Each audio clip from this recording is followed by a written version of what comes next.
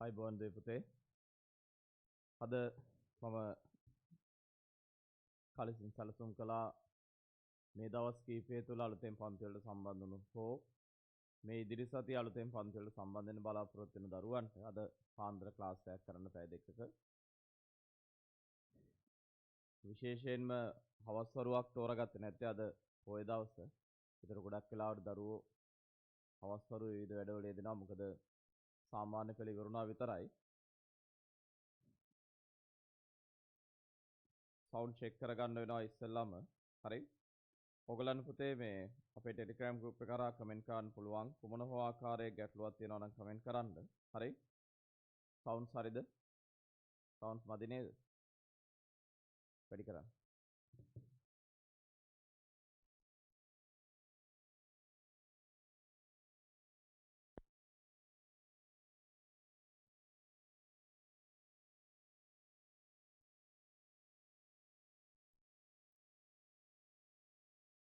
දැන් බලන්න. තව මදි සවුන්ඩ් ලෙවල් එක මදි.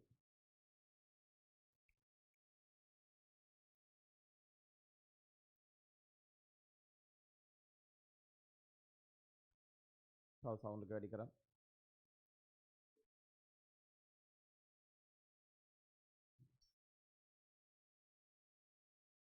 තව වැඩි කරන්න. තව වැඩි කරන්න. තව වැඩි කරන්න. තව වැඩි කරන්න. තව වැඩි කරන්න. ඉන්නේ සවුන්ඩ් එක.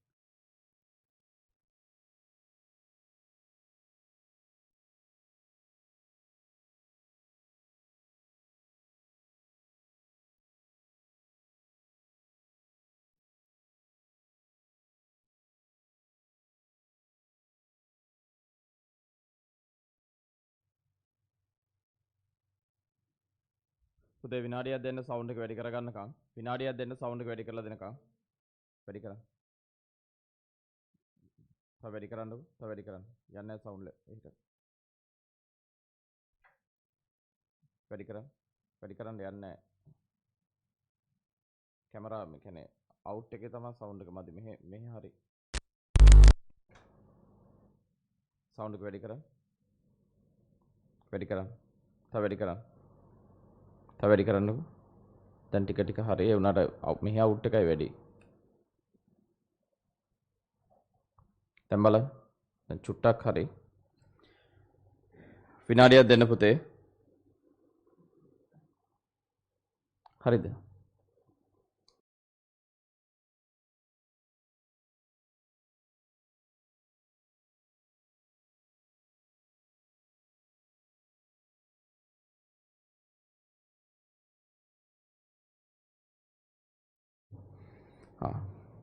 දැන් ඕගොල්ලෝ අපේ ටෙලිග්‍රෑම් ගෲප් එකෙන් කමෙන්ට් කරන්නකො ඔයගලන්ගේ සවුන්ඩ්ස් හරිද කියලා.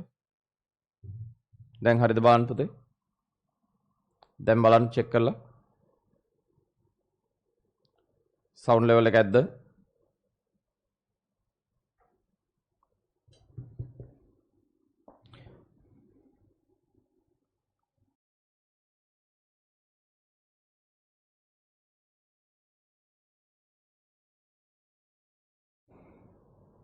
අතන පෙන්නන්න සවුන්ඩ් ලෙවල් එක මදි. ඒක ඊට වඩා ලෙවල් එකක් පෙන්නන්න ඕනේ.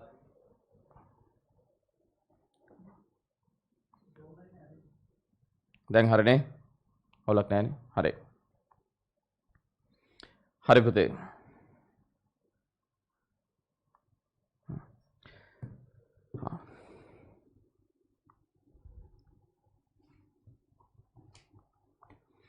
දැන් අහගන්න.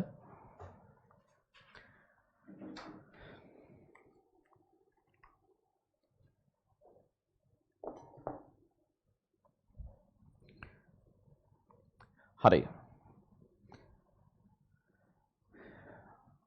පුතේ අද අපි කතා කරන්න යන්නේ විශේෂයෙන්ම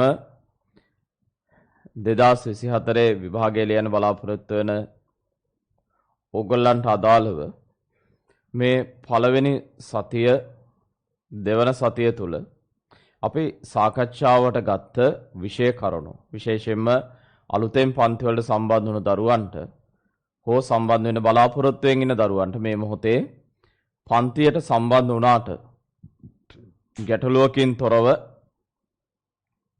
වැඩ ටික කරා යන්න තමයි මම මේ පන්තිය සැලසුම් කළේ. මේ පන්තිය පුතේ මම ඔයගලන්ට සටහනක් දීලා උගන්වගෙන යනවා. එතකොට ඕනම දරුවෙකුට පුළුවන් මිනුම් ඒකක කියන පාඩමේ ගුණාකාර ඒකක වල ඉඳලා මේ සතියේ පන්ති වල ගැටලුවකින් තොරව ඉගෙන ගන්න. ඊයේ දවසේ අපි ගාල්ලේ පන්ති කළා. ඒ දරුවෝ යම් පිරිසක් මෙතන සම්බන්ධ වෙලා ඇති. ඒකම මේ බ්‍රහස්පතින්දා හවස නුගේගොඩ ක්ලාස් එකට එන්න බලාපොරොත්තු වෙන ඒකම සිකුරාදා ගම්පා ක්ලාස් එකට එන්න බලාපොරොත්තු වෙන දරුවන්ට ගැටලුවකින් තොරව සම්බන්ධ වෙන්න පුළුවන්. එහෙම නැත්නම් ලංකාවටම ඔන්ලයින් ක්ලාස් එක සෙන්සුරාදා රැයට තියෙනවා මේ සතියේ. ඒකට සම්බන්ධ වෙන්නත් පුළුවන්. හරි. අපි වැඩ ටික පටන් ගමු. මම ඔයගලන්ට කැමරා ඔන් කරන්න කියලා කියන්නේ මේ මොහොතේ සාමාන්‍ය පන්තියක වගේ. හරි. ඔයගලන්ට තියෙන්නේ හොඳට මං කියන එක අහගෙන මාත් එක්ක මේ වැඩ ටික කරගෙන යන එක. හරි. සටහන් පොතක් අරන් පුතේ ලියන්න මාතෘකාව මිනුම් ඒකක. ඒ කියන්නේ ඔයගොල්ලන්ගේ පන්තියේ පාවිච්චි කරන්න හිතන් ඉන්න සටහන් පොතේ ලියන්න මාතෘකාව මිනුම් ඒකක. සවුන්ඩ් ගැටලුවක් නැහැ නේද? හරි.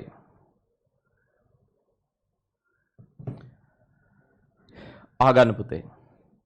පුතේ ඔයගොල්ලන්ගේ විෂය නිර්දේශය තුල පාඩම් 12ක් තියෙනවා. ඉගෙන ගන්න මේ වෙද්දී.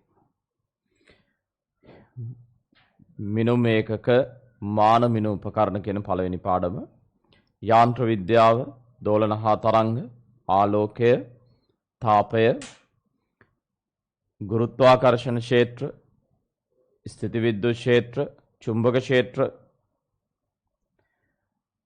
ධාරා විද්‍යුතය, ඉලෙක්ට්‍රෝනික විද්‍යාව, පදාර්ථයේ ගුණ සහ පදාර්ථ විකිරණය කියන පාඩම් කොටස් 12 ඕගොල්ලන්ට මේ වර්තමාන නව විෂය නිර්දේශය යටතේ ඉගෙන ගන්න තියෙනවා. මේ යටතේ පළවෙනි කොටස තමයි දරුවනේ අපි කතා කරන්න යන්නේ අද දවසේ මිනුම් ඒකක කියන පාඩම. පුතේ මිනුමක් කියලා කියන්නේ මොන වගේ දෙයක්ද? පුතේ මිනුමක් කියලා අදහස් කරන්නේ යම්කිසි ආකාරයක මැනීමක්. මිනුමක් කියලා අදහස් කරන්නේ යම්කිසි ආකාරයක මැනීමක්. අපි ජීවිතේ විවිධ දේවල් මයින්නවා. මිනිස්සු එදිනෙදා ජීවිතේ විවිධ දේවල් මයින්නවා.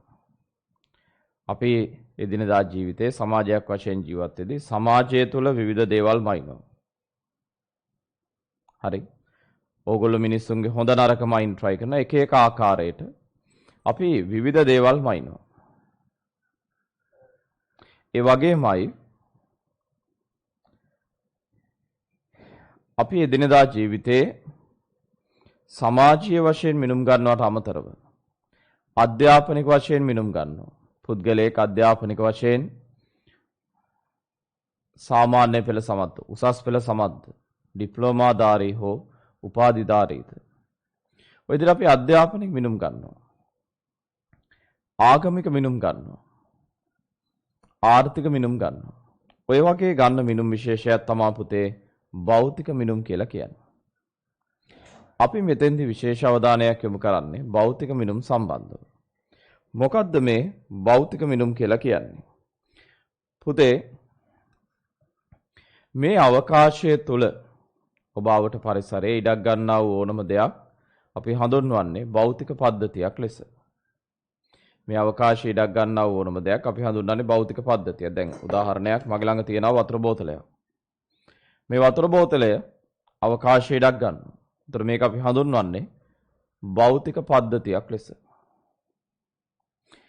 මේ වගේ භෞතික පද්ධතියක ඔබට ඍජුව හරි එක සැරේ හරි වක්‍රානුකූලව හරි මයින්ඩ් පුළුවන් දේවල් වලට අපි කියනවා භෞතික මිනුම් කියලා. මේ වගේ දෙයක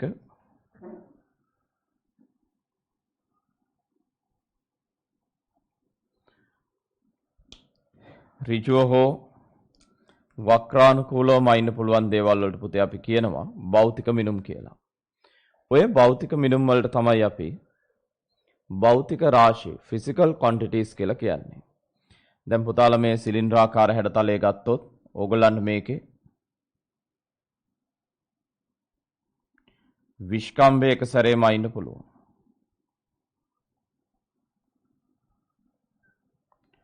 උසම අයින්න පුළුවන් ඍජුව.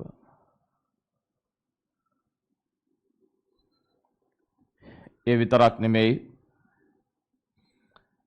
ඔන්නම් මේකේ ස්කන්ධයම අයින්න පුළුවන්. මෙහි උෂ්ණත්වයම අයින්න පුළුවන්. මේ තියෙන දරුවනේ භෞතික මිනුම්. හරි? මේ තියෙන භෞතික මිනුම්. හරි? ඒ අනුව මේකේ හරි? මේ කියන මිනුම් භාවිතයෙන් පසු හරි? මේ කියන මිනුම් භාවිතයෙන් පසු ඔයගොල්ලන්ට පුළුවන් මෙන්න මේ වර්ගඵලය මෙන්න මේ ආකාරයටම අයින්න. ඒ තමයි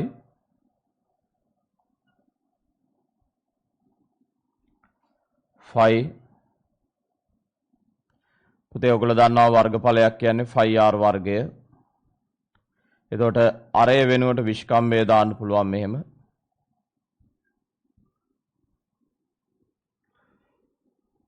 ඒ අනුව phi d වර්ගයේ බෙදීම 4 කියලා ලියන්න පුළුවන්. ඒ කියන්නේ විස්කම්භය මැනගන්න දරුවට චුට්ටක් කැමරාවේ කුට්ට ගන්න.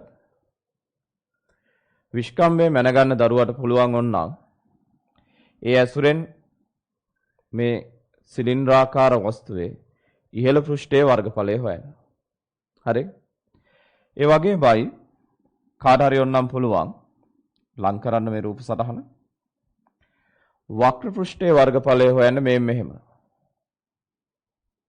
ඒ තමයි 2 phi r l 2 phi r l වක්‍ර පෘෂ්ඨයේ වර්ගඵලය. එතකොට මේකට ආදේශ කළොත් 2 phi විස්කම්භය අරයට විස්කම්භයෙන් ආදේශයක් දැම්මොත් d බෙදීම 2යි l කියන්නේ h. ඒ අනුව phi dh ඔහොම ලියන්න පුළුවන්. ඒ වගේ මේකේ පරිමාව ලියන්න පුළුවන්.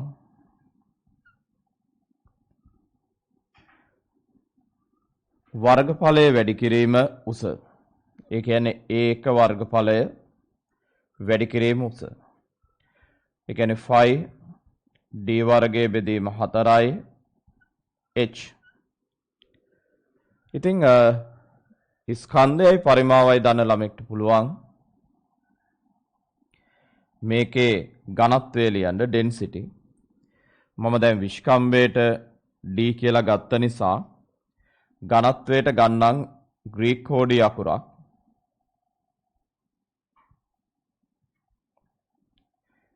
රෝ කියලා. හරි? ස්කන්ධයේ බෙදීම පරිමාවෙන් ඔබට පුළුවන් ඝනත්වය ලියා දක්වන්න. ස්කන්ධයේ බෙදීම පරිමාවෙන් ඔබට පුළුවන් ඝනත්වය ලියා දක්වන්න. හරි? ඒ අනුව දරුවනේ මේ වගේ භෞතික පද්ධතියක ඍජුව හෝ වක්‍රානුකූලව මෙනෙහි හැකි දේවල් තමයි අපි හඳුන්වන්නේ භෞතික මිනුම් ලෙස, භෞතික රාශි ලෙස. හරි? මේ ඍජුව හෝ වක්‍රානුකූලව මෙනෙහි හැකි දේවල් අපි ප්‍රධාන කොටස් දෙකකට වෙන් කරනවා. ඒ කියන්නේ මේ භෞතික රාශි අපි ප්‍රධාන කොටස් දෙකකට වෙන් කරනවා පුතේ. එකක් මූලික භෞතික රාශි, අනික ව්‍යුත්පන්න භෞතික රාශි. ඒ මොනවද කියන එක මම ඔයගලන්ට කියලා දෙන්නම් පොඩි සටහනකට පස්සේ. ලියන්න. ලියන්න පුතේ සටහන. ලියන්න. මාතෘකාව ඔයගොල්ලෝ ලිව්වා මිනුම් මේක කියලා.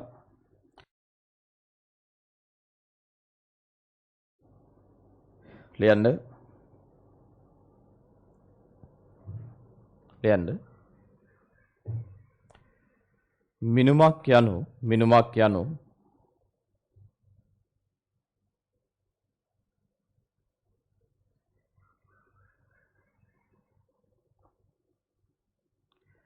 කිසියම් ආකාරයක මැනීමකි. මිනුමක් යනු කිසියම් ආකාරයක මැනීමකි.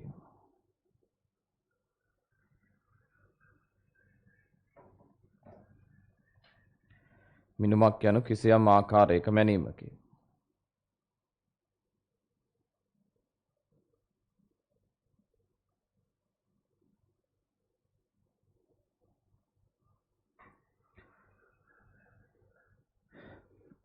අප විසින් එදිනෙදා ජීවිතයේදී අප විසින් එදිනෙදා ජීවිතයේදී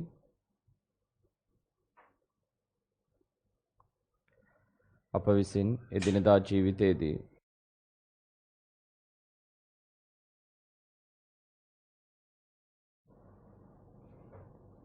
විවිධ මිනුම් ගනු ලබන අතර විවිධ මිනුම් ගනු ලබන අතර විවිධ මිනුම් ගනු ලබන අතර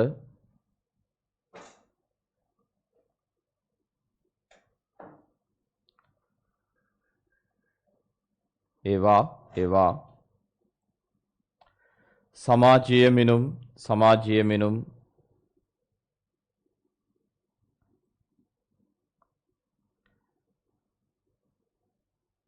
ආගමික මිනුම්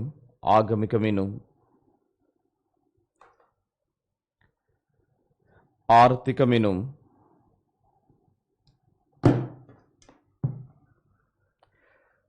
මිනුම්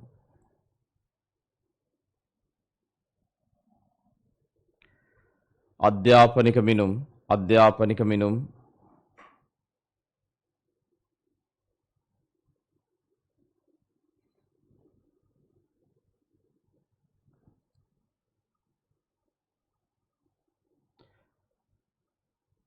භෞතික මිනුම් ලෙස වර්ගීකරණයන්ට ලක් කළ හැකිය.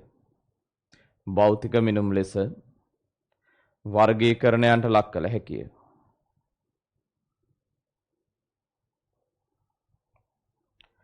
භෞතික මිනුම් ලෙස වර්ගීකරණයන්ට ලක් කළ හැකිය.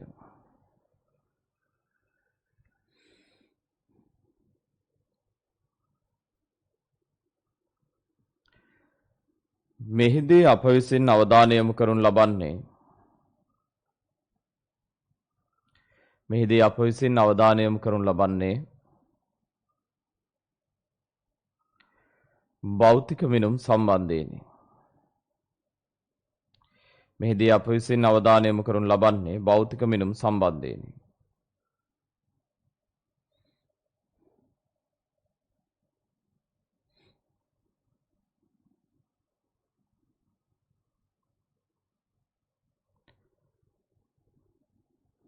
අලුත් රුලකල යන්න. මාතෘකාව භෞතික මිනුම්. මාතෘකාව පුතේ භෞතික මිනුම්. භෞතික මිනුම් ලියන්න.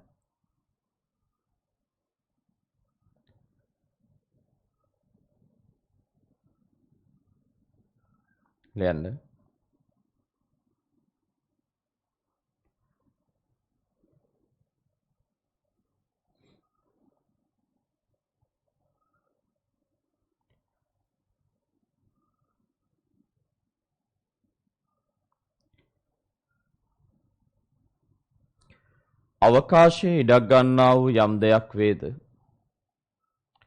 අවකාශයේ ඉඩක් ගන්නා වූ යම් දෙයක් වේද?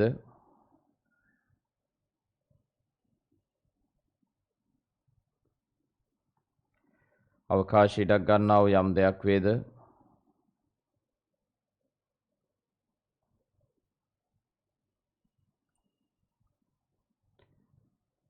එය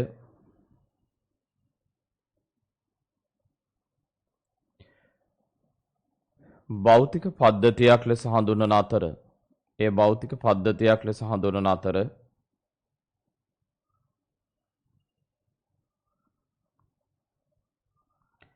භෞතික පද්ධතියක් ලෙස හඳුන්වන අතර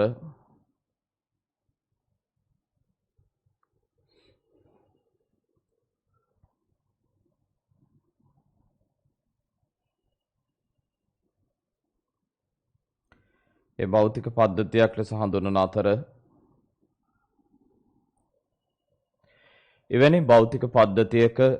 එවැනි භෞතික පද්ධතියක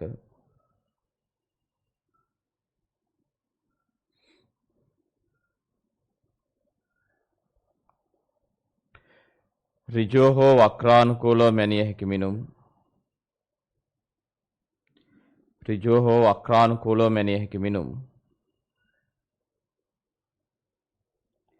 එවැනි භෞතික පද්ධතියක ඍජුව හෝ වක්‍රානුකූලව මැනිය හැකි මිනුම්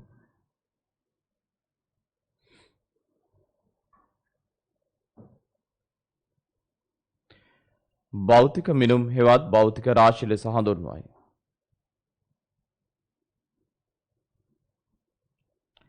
භෞතික මිනුම් හෙවත් භෞතික රාශිය ලෙස හඳුන්වයි.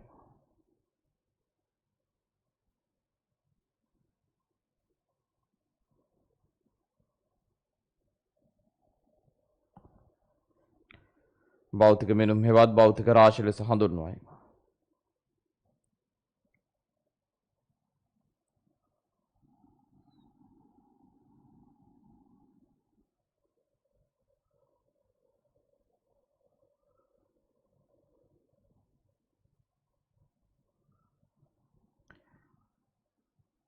භෞතික මිනුම් හෙවත් භෞතික රාශිය ලෙස හඳුන්වයි.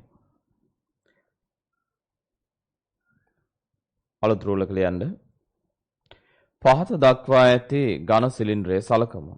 පහත දක්වා ඇති ඝන සිලින්ඩරයේ සලකමු. පහත දක්වා ඇති ඝන සිලින්ඩරයේ සලකමු.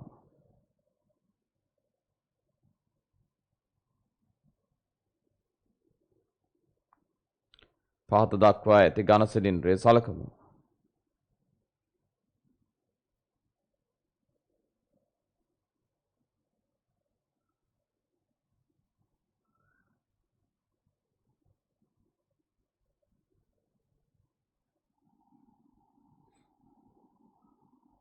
හරි. පුතේ මෙන්න මේ රූප සටහන ඇඳලා හරි මෙන්න මේ ඍජුව හා වක්‍රානුකූලවම අයින්න පුළුවන් දේවල් ටික මේ විදිහටම ලියා ගන්න බලන්න. ඍජුව හා වක්‍රානුකූලවම අයින්න පුළුවන් ටික මේ විදිහටම ලියන්න. හරි. මේක පෙන්වන්න හරියට. හරි. ලියා ගන්න.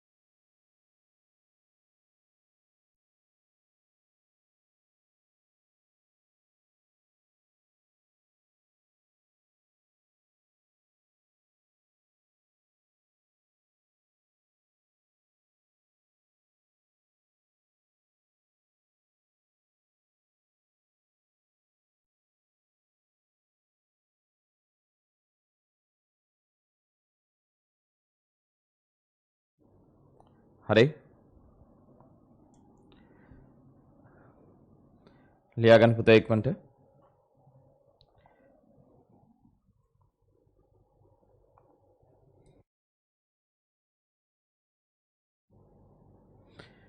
හරි. දැන් අද දවසේ මේ පන්තියත් එක්ක සම්බන්ධ වුණාට පස්සේ ඕනම දරුවෙකුට පුළුවන් මෙතනින් ඉස්සරහට පන්ති වලට සම්බන්ධ වෙලා වැට්ටික් කරගෙන යන්න. හරි? හරි.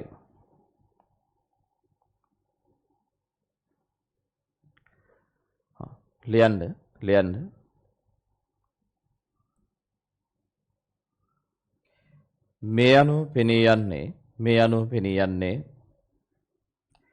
මේ අනුව පෙනී යන්නේ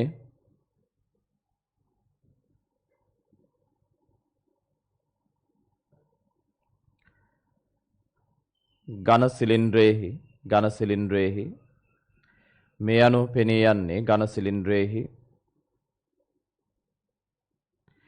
විස්කම්භය උස ස්කන්ධය උෂ්ණත්වය වැනි මිනුම්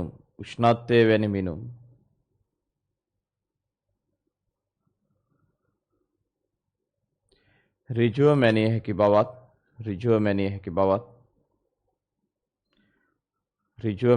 බවත්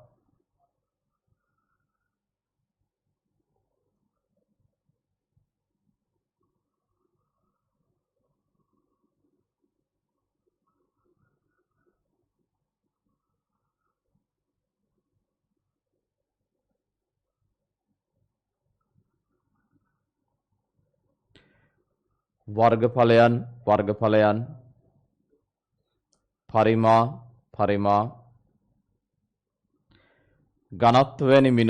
ඝනත්ව වැනි මිනුම්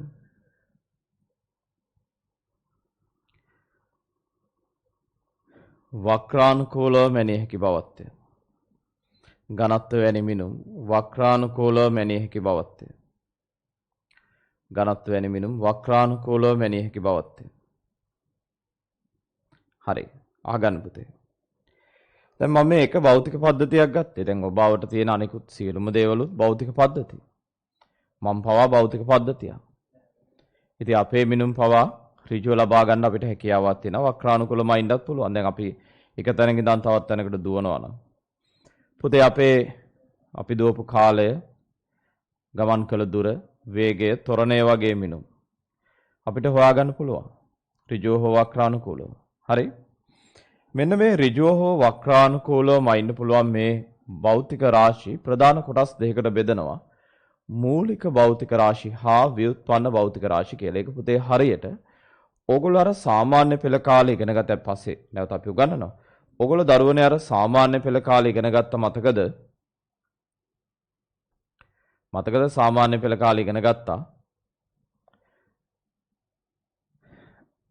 අර භෞතික රාශි දෛශික සහ අදේශික කියලා කොටස් දෙකකට වෙන් කරන්න පුළුවන් කියලා. අන්න ඒ වගේ පුතේ භෞතික රාශි මූලික භෞතික රාශි සහ ව්‍යුත්පන්න භෞතික රාශි කියලා වෙන් කරන්න පුළුවන්. මේකේ මොනවද මේ මූලික භෞතික රාශි කියලා කියන්නේ? පුතේ ඕගොල්ලෝ පොඩි කාලේ ඉඳන් අද දක්වාම භෞතික රාශි ගොඩක් ඉගෙනගෙන තියෙනවා. ඉස්සරහට ගොඩාක් තව භෞතික රාශි ඉගෙන ගන්නත් තියෙනවා. අලුත් භෞතික රාශි ඕගොල්ලෝ දෛනිකව හඳුනා ගන්නවා ඉදිරි කාලේ. සෑම පාඩමකදීම අලුත් භෞතික රාශි කිහිපයක් ඕගොල්ලෝ ඉගෙන ගන්නවා. පසු කාලේ ඉන විශ්වවිද්‍යාල මට්ටමේදීත් ඕගොල්ලෝ භෞතික රාශි ගණනාවක් අලුතෙන් ඉගෙන ගන්නවා. මෙලෙස මුල ගැහෙන භෞතික රාශි සියල්ල තමයි අපි මේ කඩන්නේ කොටස් දෙකකට. මූලික භෞතික රාශි සහ ව්‍යුත්පන්න භෞතික රාශි කියලා. මේ අතරේ මූලික භෞතික රාශි කියලා කියන්නේ අර්ථ දැක්වීමක් ලබා දිය නොහැකි භෞතික රාශීන් වලට. ඒ කියන්නේ දරුවනේ සමහර භෞතික රාශි තියෙනවා අර්ථ දක්වන්න බැරි. දැන් ඔයගොල්ලෝ කල්පනා කරන ඇති මේ මොකද්ද? ඒ කියන්නේ පුතේ මෙහෙම දෙයක්. දැන් පුතාලා හිතන්න වේගය. වේගය කියන්නේ දුර වෙනස් වීමේ ශීඝ්‍රතාවය. ප්‍රවේගය විස්ථාපනයේ වෙනස් වීමේ ශීඝ්‍රතාවය. ත්වරණය ප්‍රවේගයේ වෙනස් වීමේ ශීඝ්‍රතාවය. බලය ගම්‍යතා වෙනස් වීමේ ශීඝ්‍රතාවය. පුතේ මේවා මූලික භෞතික රාශි නෙවෙයි. මේවා සඳහා අර්ථ දැක්වීම තියෙනවා. මේවට අර්ථ දැක්වීම තියෙනවා. මේවා දරුවනේ මූලික භෞතික රාශි වෙන්නේ නැහැ. මේවට අපි කියන්නේ ව්‍යුත්පන්න භෞතික රාශි කියලා. මූලික භෞතික රාශි කියන්නේ පුතේ සමහර භෞතික පද තියෙනවා ඒවා අර්ථ දක්වන්න බෑ. උදාහරණයක් දිග. පුතාලට දිගක් මැන්න හැකි. පුතාලට පුතාලගේ උස මැන්න හැකි. මේ මොහොතේ ඉඳන් ඉන්න මේසේ දිග පළල මයින්න පුළුවන්. කාමරයේ දිග පළල මැන්න හැකි. නමුත් දරුවෝ දිග කියන්නේ අර්ථ දැක්වීමක් රහිත භෞතික රාශියක්. පුතාලාට දිග කියන්නේ වේගය, ප්‍රවේගය, ත්වරණය, බලය වගේ අර්ථ දක්වන්න බෑ. ඒ අනුව පුතේ දිග අයිති වෙන්නේ මූලික භෞතික රාශියකට. ඊළඟට ස්කන්ධය. ස්කන්ධය කියපු ගාම ඔයගලන්ට මතකයට එයි ස්කන්ධයට අර්ථ දැක්වීමක් නැද්ද? ඒ පොඩි කාලේ ඉගෙනුවා ස්කන්ධය කියන්නේ පදාර්ථ ප්‍රමාණය කියලා. නැහැ. ඒක වැරදි. පුතේ ස්කන්ධය කියන්නේ පදාර්ථ ප්‍රමාණය කියන සාධකෙ නෙමෙයි. පොඩි කාලේ ඔයගලන්ට දැන් ස්කන්ධය කියන භෞතික රාශියට අර්ථ දැක්වීමක් නැති නිසා ළමයි ගුරුවරුන්ගෙන් අහනවානේ ස්කන්ධයට අර්ථ දැක්වීමක් නැයි කියන එක පොඩි කාලේ කියන්න බෑනේ. තේරෙන්නේ නැහැ ළමයට. ඒතර ගුරුවරු කියලා දෙනවා බෝල 5ක් තියෙන තැන ස්කන්ධයට වඩා බෝල 10ක් තියෙන තැන ස්කන්ධය වැඩි. ඒ අනුව තමයි ළමයා ගොළුවට යන්නේ පදාර්ථ ප්‍රමාණය වැඩි තැන ස්කන්ධය වැඩි. පදාර්ථ ප්‍රමාණය අඩු තැන ස්කන්ධය අඩුයි කියන සාධකය. නමුත් දරුවනේ පදාර්ථ ප්‍රමාණය නෙමෙයි පුතේ ස්කන්ධය කියලා කියන්නේ. පදාර්ථ ප්‍රමාණය නෙමෙයි ස්කන්ධය කියලා කියන්නේ. හරි? පදාර්ථ ප්‍රමාණය නෙමෙයි ස්කන්ධය කියලා කියන්නේ. හරි? ඒ අනුව ස්කන්ධය කියන්නේ අර්ථ දැක්වීමක් නොමැති භෞතික රාශියක්. පුතේ මූලික භෞතික රාශි ගොඩාක් නැහැ. මූලික භෞතික රාශි තියෙන්නේ 7ක් විතරයි. ඒ කියන්නේ ඔක්කොම භෞතික රාශි අතරේ මූලික භෞතික රාශි තියෙන්නේ 7යි. ඒ අතරේ එක දිග දෙවනුව මං කියපු එක තමයි ස්කන්ධය. තුන්වෙනි එක තමයි කාලය. කාලය මැන්න එක දැන් පන්ති පටන් අරන් මෙච්චර වෙලා ගියා කියලා මයින්න පුළුවන්. හැබැයි ඕගොල්ලන්ට කාලය අර්ථ දක්වන්න බෑ. කාලය මයින්න උපකරණ තියෙන එක ඇත්ත. ඔය ළඟ පාත් තියෙන ඔර්ලෝසුවත් කාලය මයින්න උපකරණයක්. හරි? කාලය මයින්න උපකරණ තියෙනවා. ඔයගොල්ලෝ මේ විෂය නිර්දේශය ඉවර වෙද්දී විවිධ කාලය මයින්න උපකරණ ඩිසයින් කරන්න පවා ඉගෙන ගන්නවා. කොහොමද ඒවා වෙන්නේ කියලා. හැබැයි කාලයට අර්ථ දැක්වීමක් නැහැ දරුවෝ. ඊළාට උෂ්ණත්වය. ඇත්තටම උෂ්ණත්වය කියන එකේ හරි නම තමයි තාපගතික උෂ්ණත්වය. thermodynamic temperature. ඒක නම් ටිකක් ඔයගොල්ලෝ අහලා නැහැ උෂ්ණත්වය කියන එක ඇහුවට. විද්‍යුත් ධාරාව. ඔය තමයි පුතේ මූලික භෞතික රාශි 7න් ඔයගොල්ලෝ දන්න පහ. දිග ඒ කියන්නේ O level කාලේ ඉඳන් දන්න පහ. දිග, ස්කන්ධය, කාලය, විද්‍යුත් ධාරාව, තාපගතික උෂ්ණත්වය. මීට අමතරව ඔයගොල්ලෝ නොදන්න තවත් භෞතික රාශි දෙකක් තියෙනවා මූලික භෞතික රාශියට අයිති වෙන එකක් දීප්ත තීව්‍රතාවය. ආලෝක ප්‍රබලත්වයේ මයින්ඩ පාවිච්චි කරපු භෞතික රාශියක් අදටත් භාවිතා කරන භෞතික රාශියක්. විශේෂයෙන්ම මේ මොහොතේ ඔයගොල්ලෝ බලන් ඉන්න ස්ක්‍රීන් එකේ තියෙන බ්‍රයිට්නස් ගතිය පවා මයින්නේ ওই දීප්ත තීව්‍රතාවය කියන භෞතික රාශිය. ඊට අමතරව ද්‍රව්‍ය ප්‍රමාණය. හරි? ද්‍රව්‍ය ප්‍රමාණය. සමහරව ද්‍රව්‍ය ප්‍රමාණයට පදාර්ථ ප්‍රමාණය කියලාත් කියනවා. ඒ තමයි අදාළ මූලික භෞතික රාශීන්. හරි? දිග, ස්කන්ධය, කාලය, තාපගතික උෂ්ණත්වය, විද්‍යුත් ධාරාව, දීප්ත තීව්‍රතාවය සහ ද්‍රව්‍ය ප්‍රමාණය. හරි? ඔය තමයි මූලික භෞතික රාශිය. හරි? හරි. ලියන්න. ලියන්න පුතේ. අලුත් රූලක භෞතික විද්‍යාවේ අපට හමු වන භෞතික රාශීන්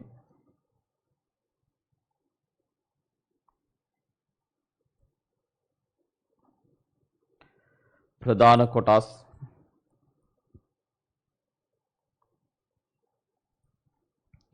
දෙකකට බෙදා දැක්විය හැකිය. ප්‍රධාන කොටස් දෙකකට බෙදා දැක්විය හැකිය.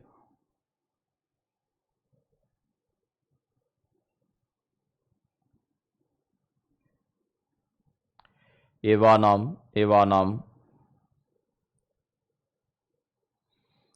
මූලික භෞතික රාශි සහ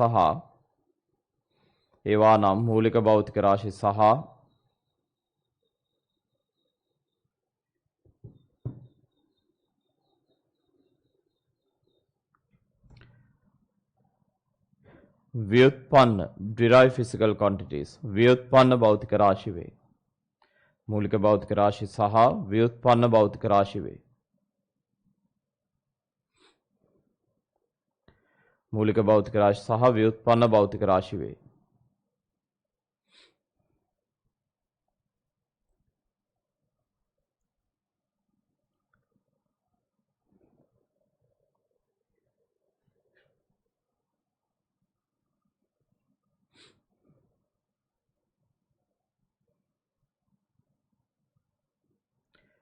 ලියන අනුමාතෘකාව මූලික භෞතික රාශි. ලියන පුතේ අනුමාතෘකාව මූලික භෞතික රාශි. ලියන්න.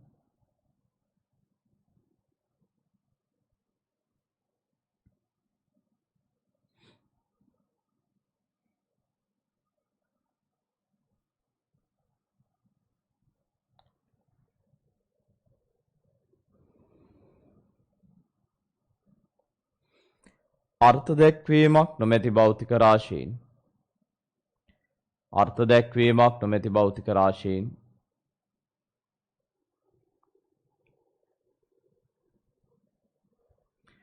මූලික භෞතික රාශීන් ලෙස හඳුන්වයි. අර්ථ දැක්වීමක් නොමැති භෞතික රාශීන් මූලික භෞතික රාශීන් ලෙස හඳුන්වයි.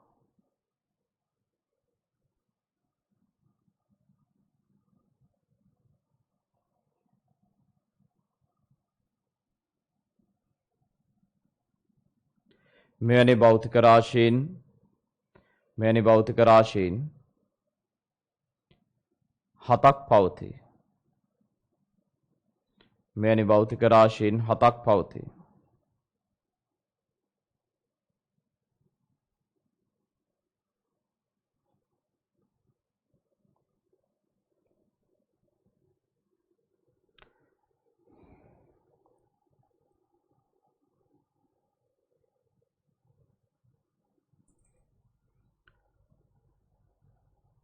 මෙවැනි භෞතික රාශීන් හතක් පවතී. හරි.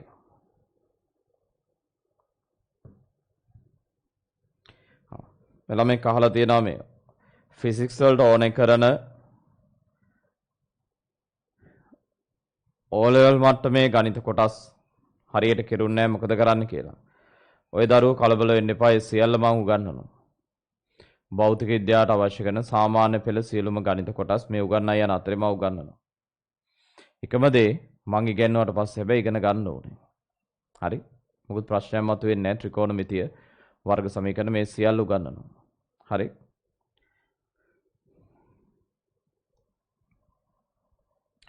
ඊළඟ අහලා තියෙනවා 2023 මුල් කොටස් හරියට කෙරුන්නේ නැති ළමෙක් ඉන්නවා නම් ඒ කාලේ පන්ති වලට සම්බන්ධ නොවේ කොහොමද 24 පන්තියට සම්බන්ධ වෙන්නේ කියලා.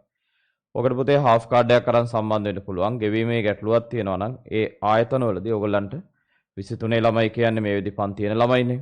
හරි? පන්ති වරුණාම මම ස්ටේජ් එකේ ඉන්නවනේ ඒලා කතා කරා. හරි? ඒ ගැටලු තියෙන ළමයි කතා කරා. හරි? ඒතර මම ඒක හදලා දෙනවා. හරි. මේකෙදි විශේෂයෙන්ම අපි උදේ මූලික භෞතික රාශි ටික පල්ලෙහා ලියන් ඉමු ඉස්සෙල්ලා ලියන්න. දිග පුතාලට මම මේ දැනට අවශ්‍ය කරන කරුණ ටික අන්තර්ගත නිබන්ධනයක් දාලා තියෙන පොඩි නිබන්ධනයක් මේ මූලික දේ බලා ගන්න මේ වෙලාවේ. හරි? ඔන්නම් ටෙලිග්‍රෑම් ගෲප් එකේ දාලා තියෙන ඕපන් කරගන්න. දිග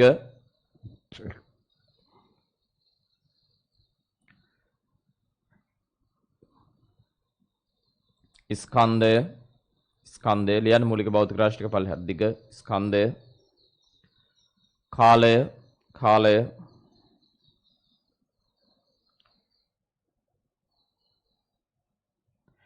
තාපගතික උෂ්ණත්වය thermodynamic temperature උෂ්ණත්වය කියලා ලියන්න එපා. තාපගතික උෂ්ණත්වය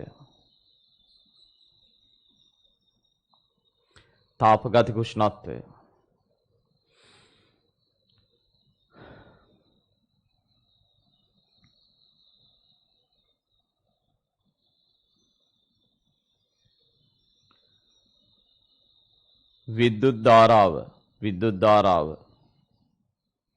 තාපගතික උෂ්ණත්වයේ විද්‍යුත් ධාරාව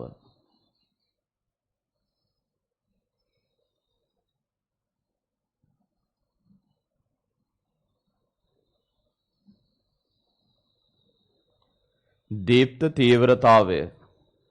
තීව්‍ර එහෙම ලියන්නේ.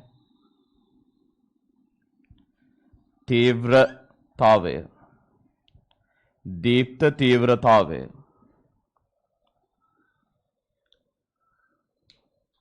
ද්‍රව්‍ය ප්‍රමාණය.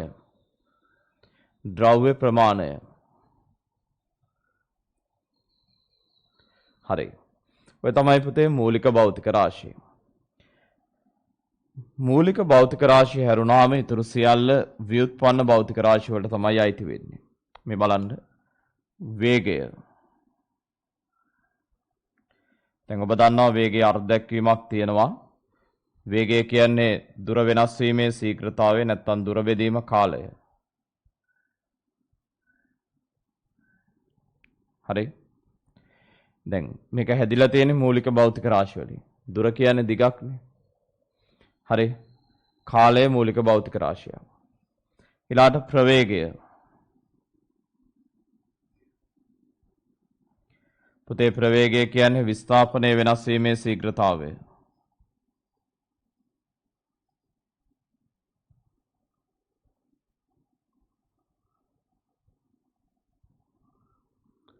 විස්ථාපනයේ වෙනස් වීමේ ශීඝ්‍රතාවය. එතකොට විස්ථාපනය කියන්නේ දිගක්. කාලය දෙන්නම් මූලික භෞතික රාශිය. ත්වරණය.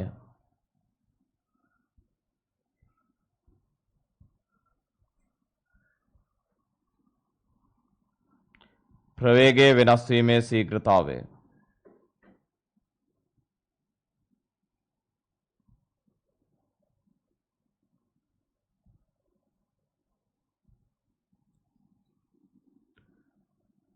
හරි. බලය. එතකොට දැන් මෙතන ප්‍රවේගයේ තිබ්බට ප්‍රශ්නයක් නැහැ. මොකද ප්‍රවේගයේ මූලික අමුද්‍රව්‍ය වෙන්නේ මූලික භෞතික රාශියනේ. එතකොට ත්වරණය ඇතුළේ තියෙන්නේ මූලික භෞතික රාශිය. ස්කන්ධයේ වැඩි කිරීම ත්වරණය.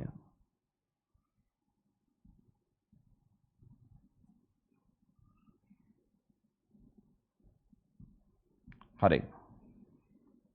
ලියන්න පුතේ. ලියන්න මාතෘකාව ව්‍යුත්පන්න භෞතික රාශිය. ලියන්න මාතෘකාව ව්‍යුත්පන්න භෞතික රාශිය.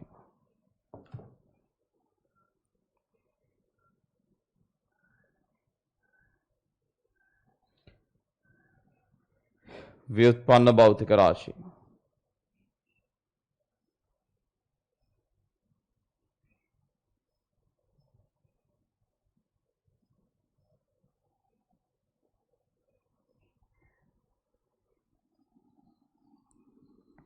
දරුවෙක් අහලා තියෙනවා මේ දුර විස්ථාපනය අයිති වෙන්නේ මොන වර්ගයකට? පුතේ දුර විස්ථාපනය කියන්නේ දිග කියන භෞතික රාශියේ ප්‍රභේද. ඒ කියන්නේ දිග කියන භෞතික රාශිය ගත්තාම මේකේ ප්‍රභේද තියෙනවා. දුර, විස්ථාපනය, විස්කම්භය, අරය, පරිධිය. ඔය ඔක්කොම පුතේ දුරේ ප්‍රභේද. දැන් වර්ගඵලයේ ප්‍රභේද තියෙන්නේ. සිලින්ඩරයක වෘත්තාකාර මුහුණත, සිලින්ඩරයක වක්‍ර මුහුණත, ගෝලයක වක්‍ර මුහුණත. හරි. සමචතුරස්‍රාකාර මුහුණතක වර්ගඵලය. ඔය විදිහට පුතේ භෞතික රාශිය වල ප්‍රභේද තියෙනවා. හරි. ලියන්න ව්‍යුත්පන්න භෞතික රාශිය යටතේ මූලික භෞතික රාශිය ඇසුරෙන් අර්ථ දැක්වීම ලබා දිය හැකි. මූලික භෞතික රාශිය ඇසුරෙන් අර්ථ දැක්වීම ලබා දිය හැකි භෞතික රාශීන් මූලික භෞතික රාශිය ඇසුරෙන් අර්ථ දැක්වීම ලබා දිය හැකි භෞතික රාශීන්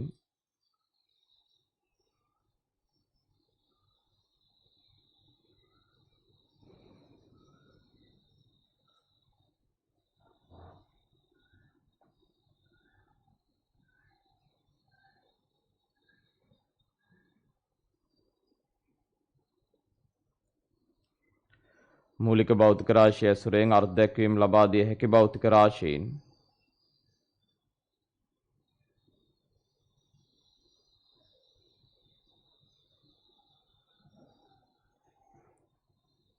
ව්‍යුත්පන්න භෞතික රාශීන් ලෙස හඳුන්වයි.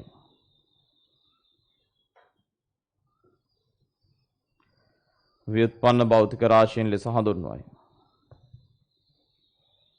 ව්‍යුත්පන්න භෞතික රාශීන් ලෙස හඳුන්වයි.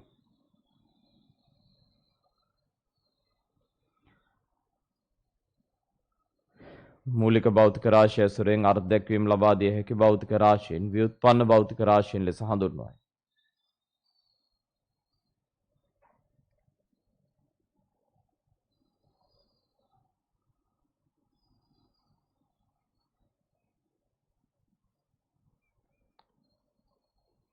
මූලික භෞතික රාශි 7ට අයත් නොවන මූලික භෞතික රාශි 7ට අයත් නොවන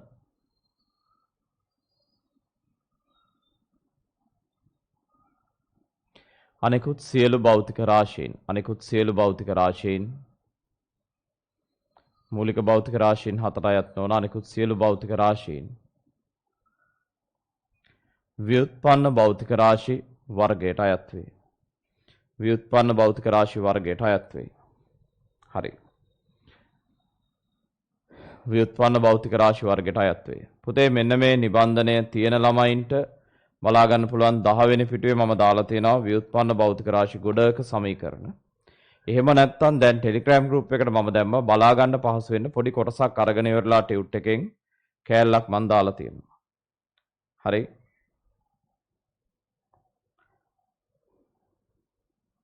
පොඩි කොටසක් මම අරගෙන දාලා තියෙනවා. හරි.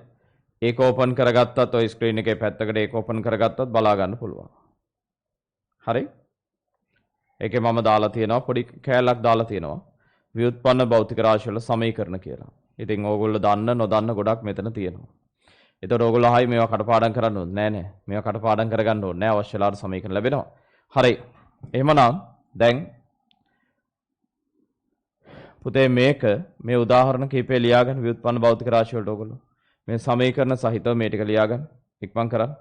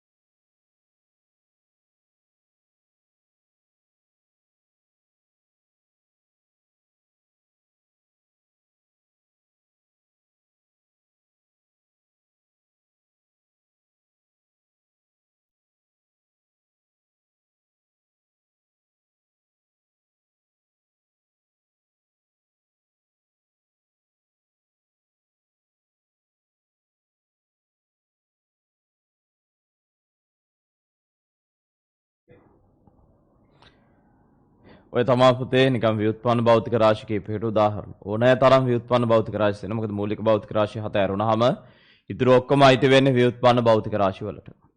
හරි. මේ භෞතික රාශි වල තියෙන ප්‍රධාන ලක්ෂණයක් තමයි කියන්නේ ඒක මූලික වෙන්න පුළුවන් ව්‍යුත්පන්න වෙන්න පුළුවන්. මේ භෞතික රාශි වල තියෙන ප්‍රධාන ලක්ෂණයක් තමයි භෞතික රාශියකට තියෙන පුතේ හැඳින්වීමක්. එතකොට ඔයගොල්ලෝ ආයි හැඳින්වීමක් කියන අර්ථ දැක්වීමද? නෑ පුතේ. අර්ථ දැක්වීමක් නෙමෙයි. භෞතික රාශියකට තියෙනවා හැඳින්වීමක්. ඒක අර්ථ දැක්වීමක් නෙමෙයි. හරි? ඒක අර්ථ දැක්වීමක් නෙමෙයි. ඒක දැන් ඕගොල්ලන්ට ගෝලයක විශ්කම්භය වෘතයක විශ්කම්භය අරය කිව්වහම ඒක දිග ප්‍රභේදයක් කියලා හඳුනා ගන්න පුළුවන් නේ. අන්න ඒ වගේ හැඳින්වීමක් තියෙනවා භෞතික රාශියකට. හරි? ඒ කියන්නේ මේ භෞතික රාශියෙන් මනින්නේ මෙන්න මේ ප්‍රභේදය කියන හැඳින්වීම ඒකට තියෙනවා. ඒ වගේමයි භෞතික රාශියක් වුණොත් යමෙක් අනිවාර්යෙන් සංසන්දනය කිරීමේ හැකියාවක් තියෙන්න ඕනේ. දැන් දිග කියන්නේ භෞතික රාශියක් නිසා තමයි ඔබට ඔබේ උසයි යාළුවෙකුගේ උසයි සංසන්දනය කරන්න පුළුවන් වෙන්නේ. ස්කන්ධයේ භෞතික රාශියක් නිසා තමයි ඔබට භාණ්ඩ දෙකක ස්කන්ධ සංසන්දනය කරන්න පුළුවන් වෙන්නේ. හැබැයි භෞතික පද්ධතියක් වන මිනිසා තුළම තියෙන ආදරය, බඩකින්න වගේ දේවල් භෞතික රාශි නොවන නිසා තමා පුතේ ඒවා අපිට සංසන්දනය කරන්න බැරි. ඒ වගේම භෞතික රාශියකට දරුවනේ තියෙනවා ඒකකයක්. අපි ප්‍රධාන වශයෙන් මෙතෙන්දී අවධානය යොමු කරන්නේ ඔන්න ඔය ඒකක සම්බන්ධව. ලියන්න මාතෘකාව භෞතික රාශියක තිබෙන ලක්ෂණ. භෞතික රාශියක පවතින ලක්ෂණ.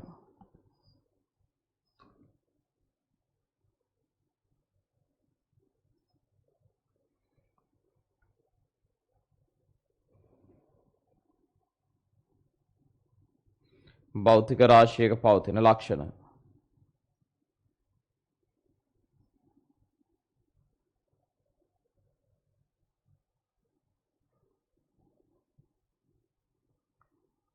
ලියන්න පුතේ. එක භෞතික රාශියකට හැඳින්වීමක් පැවතිය යුතුය.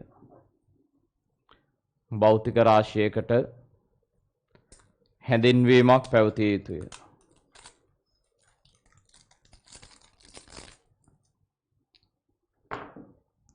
භෞතික රාශියකට හැඳින්වීමක් පැවතිය යුතුය.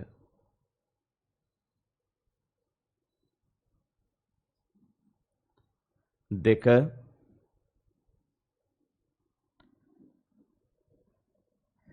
සංසන්දනය කිරීමේ හැකියාවක් පැවතිය යුතුය. සංසන්දනය කිරීමේ හැකියාවක් පැවතිය යුතුය. සංසන්දනය කිරීමේ හැකියාවක් පැවතිය යුතුය.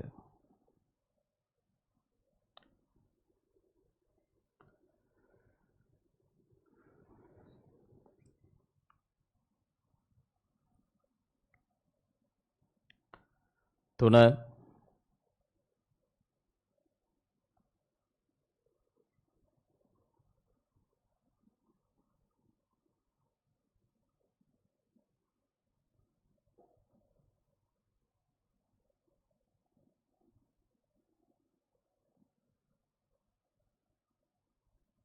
ඒකකයක් පැවතිය යුතුය. ඒකකයක් පැවතිය යුතුය. ආගන්න පුතේ. ඒකකයක් පැවතිය යුතුය. ආගන්න.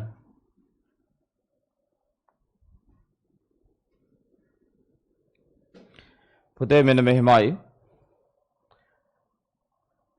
සාමාන්‍යයෙන්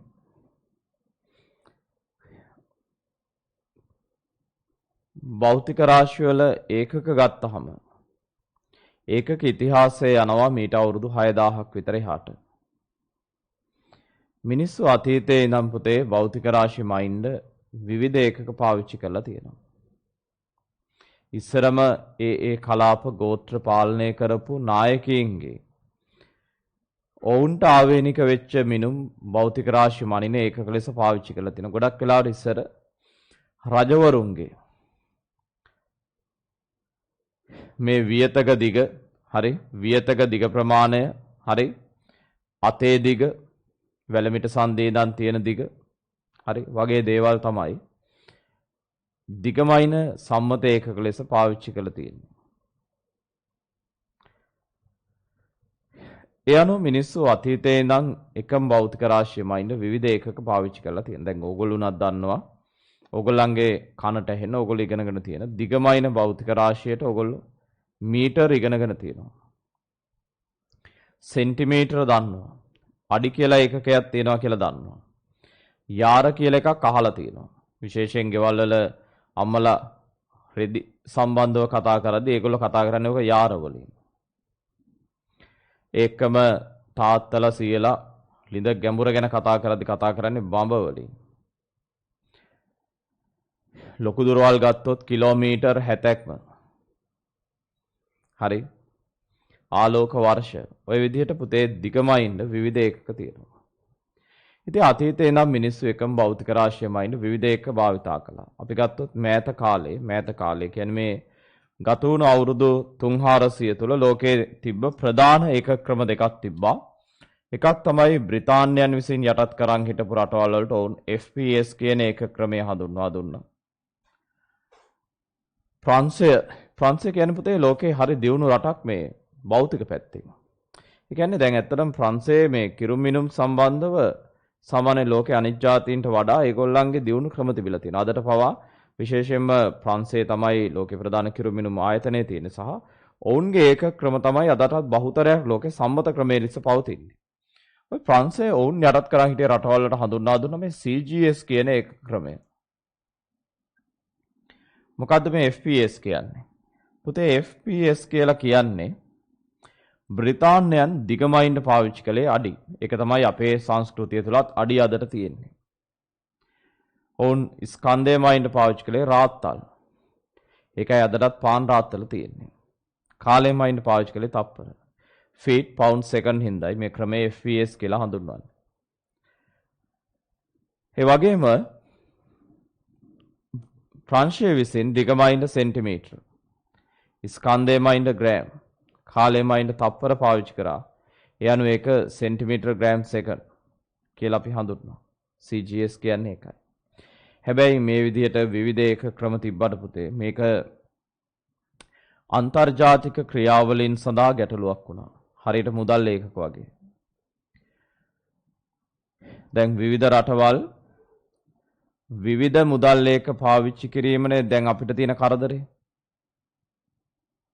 දැන් අපි රටේ ඩොලර සංචිත නැහැ කියලා දැනගත්තේ තෙල් ගෑස් නැති වුණාමනේ. සාක්කුවේ රුපියල් තිබ්බනේ. දැන් ඔක්කොම ලෝකේ එකම මුදල් ඒකයක් පාවිච්චි කරනවා නම් අපේ සාක්කුවෙත් සල්ලි නැති වෙද්දි අපිට තේරෙනවා රටක් විදියට සල්ලි නැහැ කියලා. හැබැයි අපේ සාක්කුවේ 5000 තියෙනවා නම් අපිට ඒක එච්චර දැනෙන්නේ නැහැ. ඩොලර් නැහැ කියලා දන්නේ පිටරටින් ගෙන්නන බාණ්ඩ ගෙන්නන්න බැරුව යනවා කියලා තේරෙtti. හරි. ඒ අනුව අපිට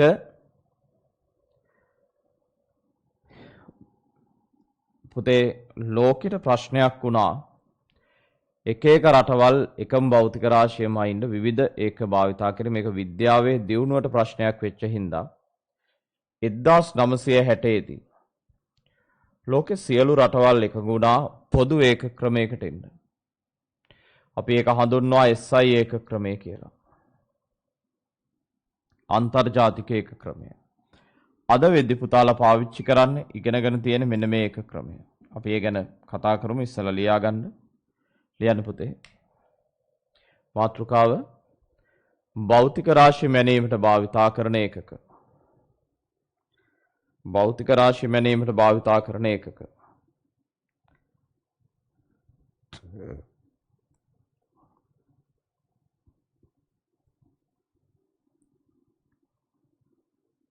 ලියන්න.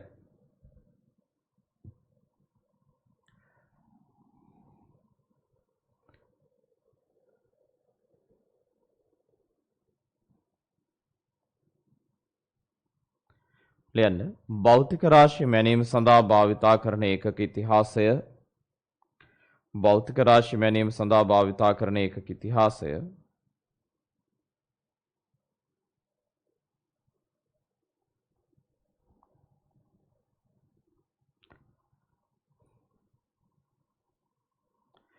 වසර 6000ක් පමණ අතීතයක් පවතී. වසර 6000ක පමණ අතීතයක් පවතී. වසර 6000ක පමණ අතීතයක් පවතී.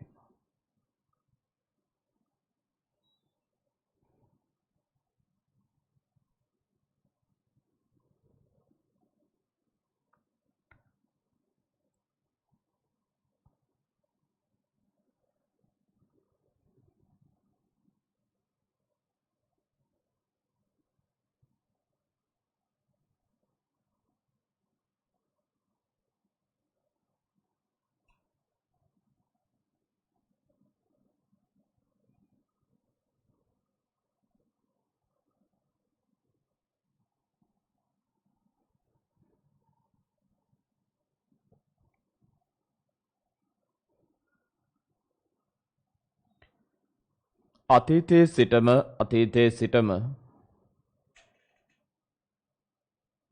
අතීතයේ සිටම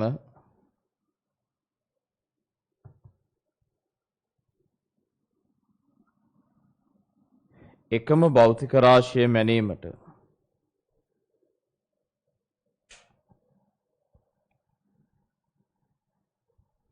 එකම භෞතික රාශිය මැනීමට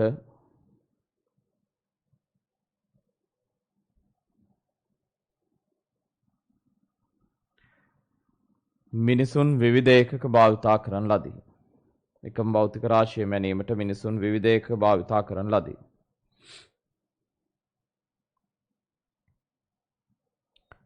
එකම භෞතික රාශිය මැනීමට මිනිසුන් විවිධ ඒකක භාවිතා කරන ලදී.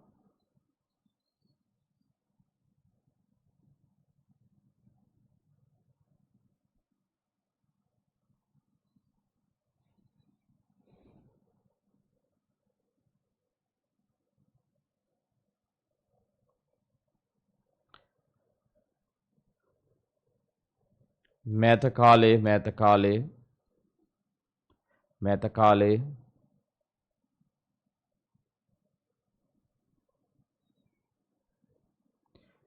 පැවති එවැනි ජනප්‍රිය ඒකක ක්‍රමවේද දෙකක් ලෙස මෑත කාලයේ පැවති එවැනි ජනප්‍රිය ඒකක ක්‍රමවේද දෙකක් ලෙස එවැනි ජනප්‍රිය ඒකක ක්‍රමවේද දෙකක් ලෙස මහා බ්‍රිතාන්‍යය භාවිතා කළ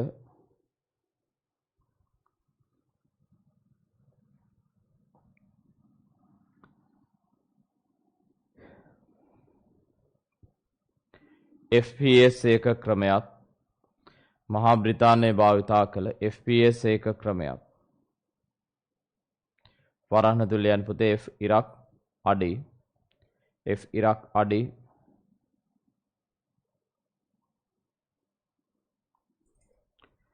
P ඉරක් රාත්තල්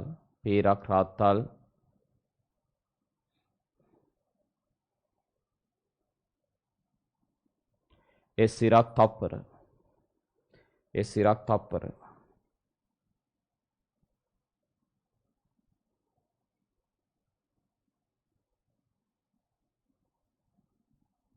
වරන්වන්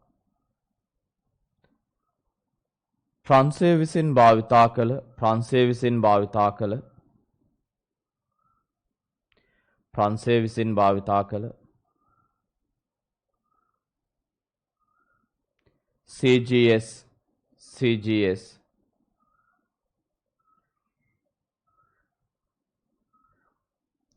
වරහන් ඇතුලේ C ඉරක් සෙන්ටිමීටර් G ඉරක් ග්‍රෑම් C ඉරක් සෙන්ටිමීටර් G ඉරක් ග්‍රෑම් S ඉරක්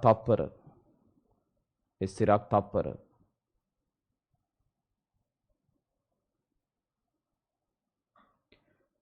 වරන්වන් හැඳින්විය හැකිය.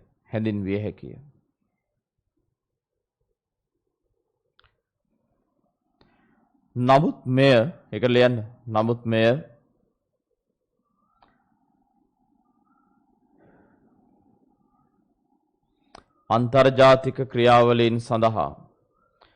මෙය අන්තර්ජාතික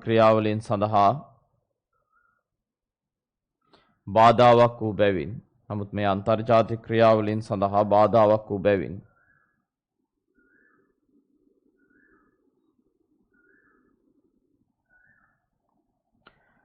අවසානයේ 1960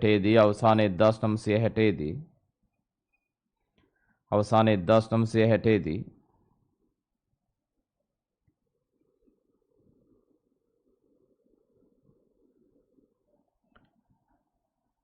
ලොව සියලු රටවල්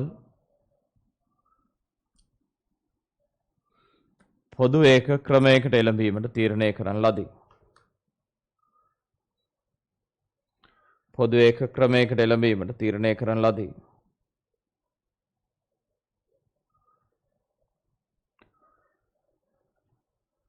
පොදු ඒක ක්‍රමයකට එළඹීමට තීරණය කරන ලදී.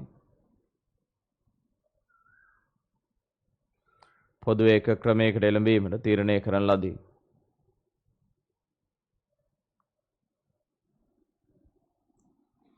පොදු ඒක ක්‍රමයකට එළඹීමට තීරණය කරන ලදී.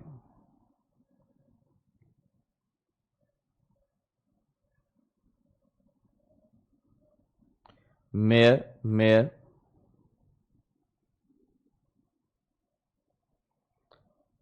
අන්තර්ජාතික ඒක ක්‍රමයේ හෙවත් මේ අන්තර්ජාතික ඒක ක්‍රමයේ හෙවත්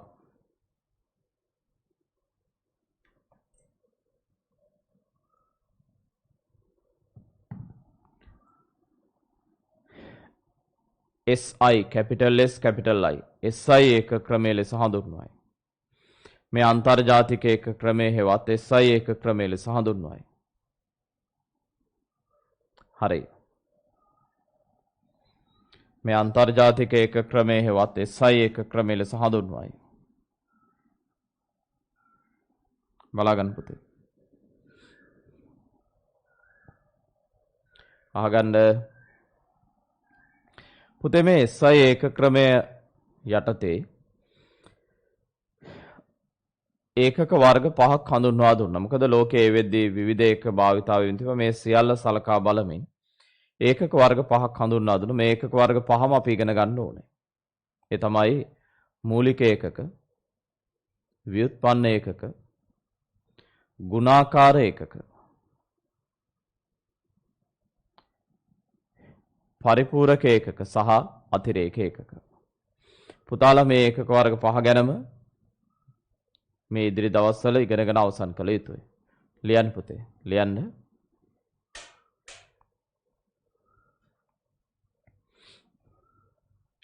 ලියන්න.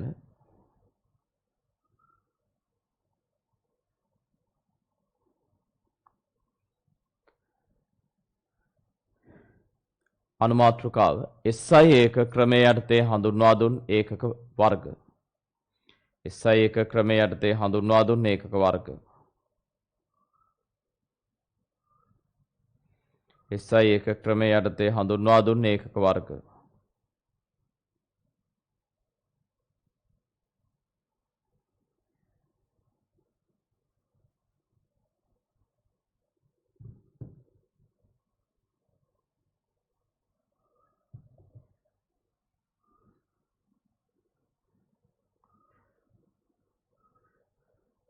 හරි.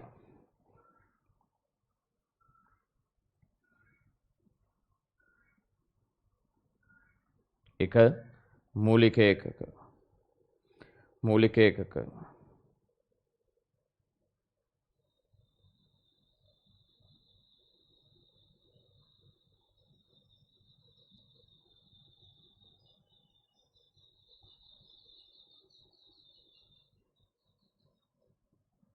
මූලික ඒකක.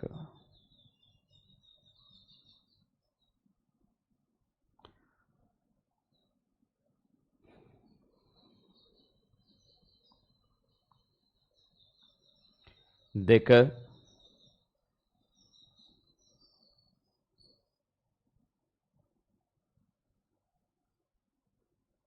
ව්‍යුත්පන්න ඒකක. ව්‍යුත්පන්න ඒකක. එක මූලික එක දෙක ව්‍යුත්පන්න ඒකක.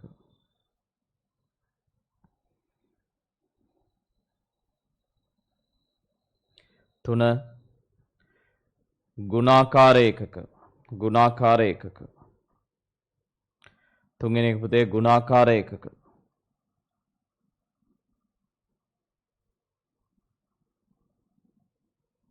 හතර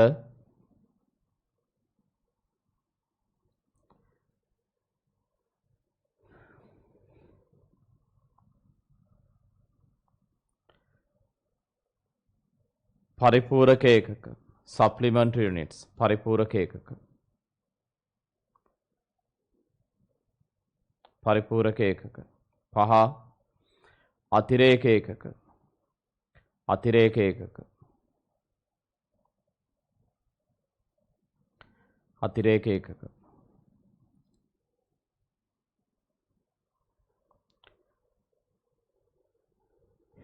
හරි. දැන් අහගන්න පුතේ. දැන් හොඳින් අහගන්න. ඔය තමයි අදාළ ඒකක වර්ග. හරි. ඔය තමයි පුතේ අදාළ ඒකක වර්ග. හරි. ඔය තමයි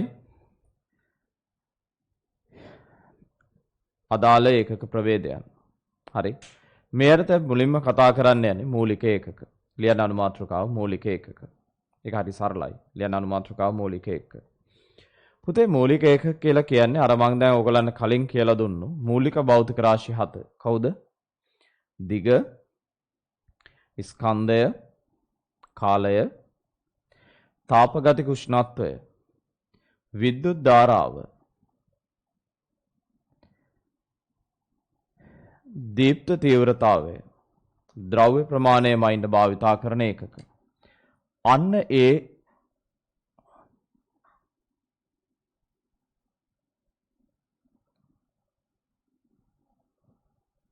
භෞතික රාශි මයින්ඩ හඳුන්වා දුන්නු ඒකක තමා පුතේ මූලික ඒකක කියලා කියන්නේ. ඒ අනුව ඒ යටතේ දිග මැනීමට අන්තර්ජාතික ඒකක ක්‍රමය යටතේ මීටර් කියන ඒකකේ භාවිතා කරන්න තීරණය කළා. Simple M සංකේතය. ස්කන්ධය mind kilogram. Simple K, simple G.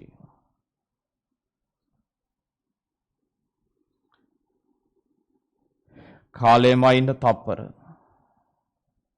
Simple S. තාපගතික උෂ්ණත්වයේ mind පුතේ කෙල්වින්. ඔයගොල්ලෝ ඕලෙවල් කාලේ නිකන් අහලා ඇති. කෙල්වින්.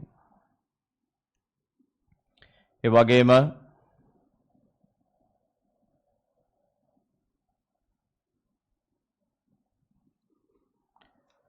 විද්‍යුත් ධාරා මයින්ඩ ඇම්පියර්.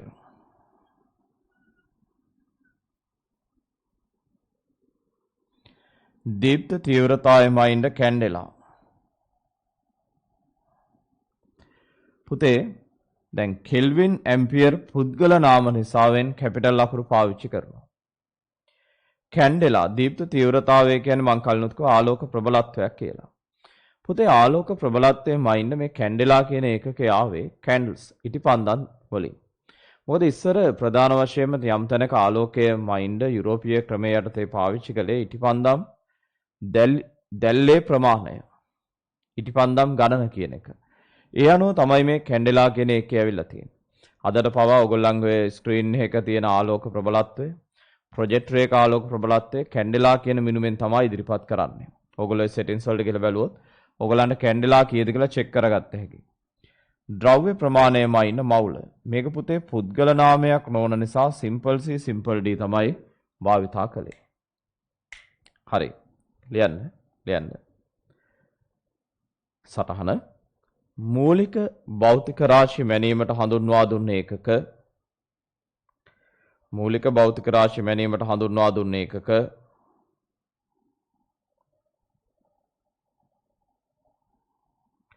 මූලික භෞතික රාශි මැනීමට හඳුන්වා දුන්න ඒකක.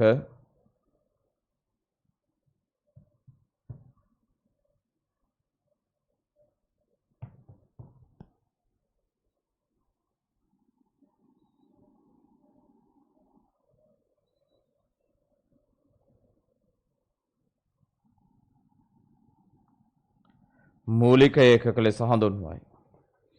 මූලික ඒකක ලෙස හඳුන්වයි.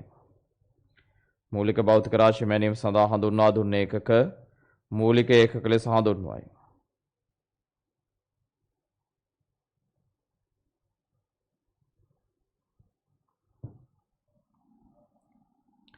මූලික භෞතික රාශි මැනීම සඳහා හඳුන්වා දුන්න ඒකක මූලික ඒකක ලෙස හඳුන්වයි.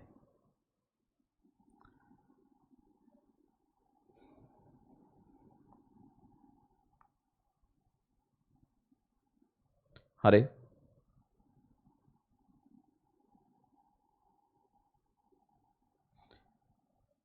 දැන් පුතාලා මේ වගුව ලියා ගන්න වෙනවා. පුතාලගේ පොතේ, ඒ කියන්නේ ටියුට් එකේ තියෙනවා නම් ටියුට් එක 6 වෙනි පිටුවේ මේ වගුව තියෙනවා භෞතික රාශිය, ඒකක නාමය සහ සංකේතය. හරි. එහෙම නැත්නම් මම ටෙලිග්‍රෑම් ගෲප් එකට දැම්ම පුතේ දැන් පොඩ්ඩකට කලින් අර මං කිව්වේ කොලයක් දැම්මා කියලා අන්න ඒකේ මේ වගුව තියෙනවා. හරි මේ වගුව පල්ලෙහාට ලියන්න බලන්න. හරි. දිග මීටර සංකේතය සිම්පල් M. වගුව ලියන්න. ස්කන්ධය කිලෝග්‍රෑම් වචනෙන් ලියන්න. සංකේතය සිම්පල් K සිම්පල් G. හරි. ටියුට් එක තියෙනවා නම් 6 වෙනි පිටුවේ තියෙනවා. නැත්නම් මම ඔයගොල්ලන්ට මේ වෙද්දි දාලා තියෙනවා ටෙලිග්‍රෑම් ගෲප් එකට පොඩි කොලයක්. අන්න ඒකේ තියෙනවා මේක සම්පූර්ණ විස්තරය. ගෲප් දෙකටම දාලා තියෙනවා. ඔයගොල්ලෝ අර chat කරන ගෲප් එකකටත් දාලා තියෙනවා. සාමාන්‍ය ඔයගොල්ලන් අනිත් ගෲප් එකකටත් දාලා තියෙනවා.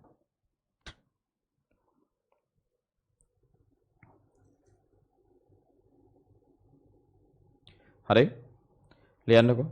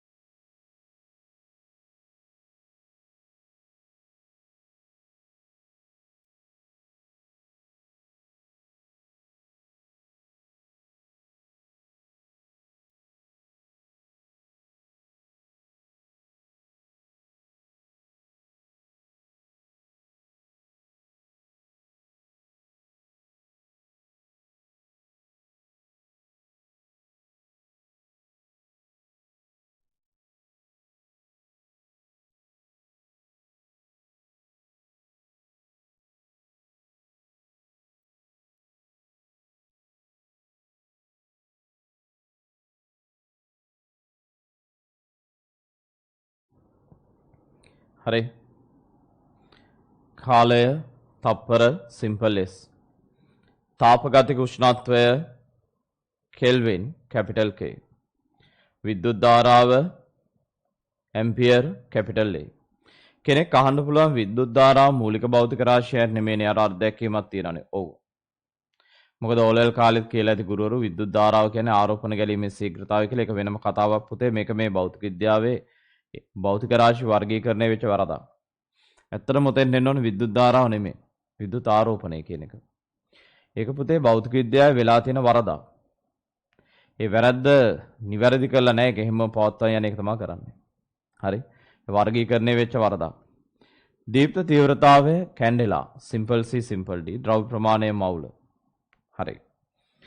හරි. මම හිතනවා ලියාගෙන ඉවර ඇති කියලා. හරි.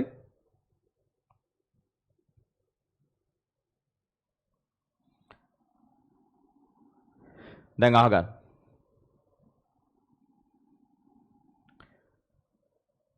පුතාලගේ මේ පන්තියෙන් පස්සේ මම 7ට මේ පන්තියේ වැඩ කටයුතු අවසන් කරනවා.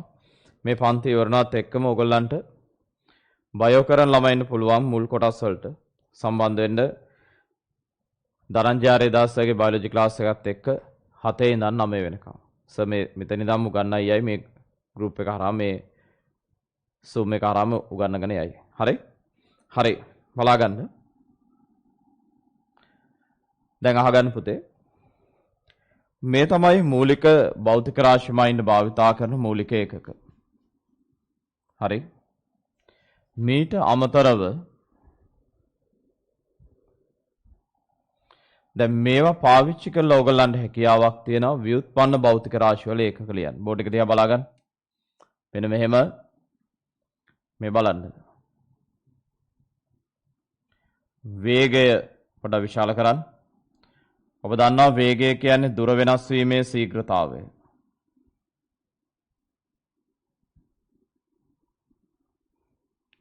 ඒ අනුව වේගයේ ඒකකයට ගියොත්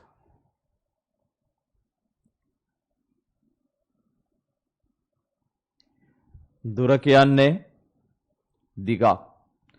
දිගමයින SI ඒකකයේ මීටර. කාලය තප්පර.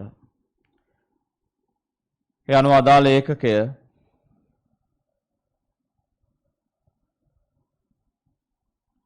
ms ශ්‍රේණියක කියලා ලියා දක්වන්න පුළුවන්. අදාළ ඒකකයේ ms ශ්‍රේණියක කියලා ලියා දක්වන්න පුළුවන්. හරි.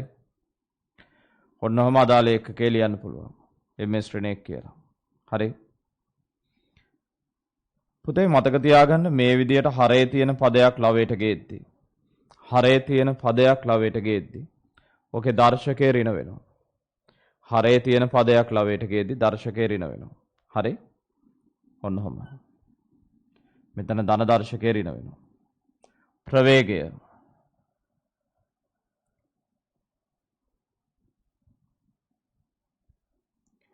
ප්‍රවේගය කියන්නේ පුතේ විස්ථාපනයේ වෙනස් වීමේ ශීඝ්‍රතාවය හෙවත් විස්ථාපන වෙනස බෙදීම කාලය.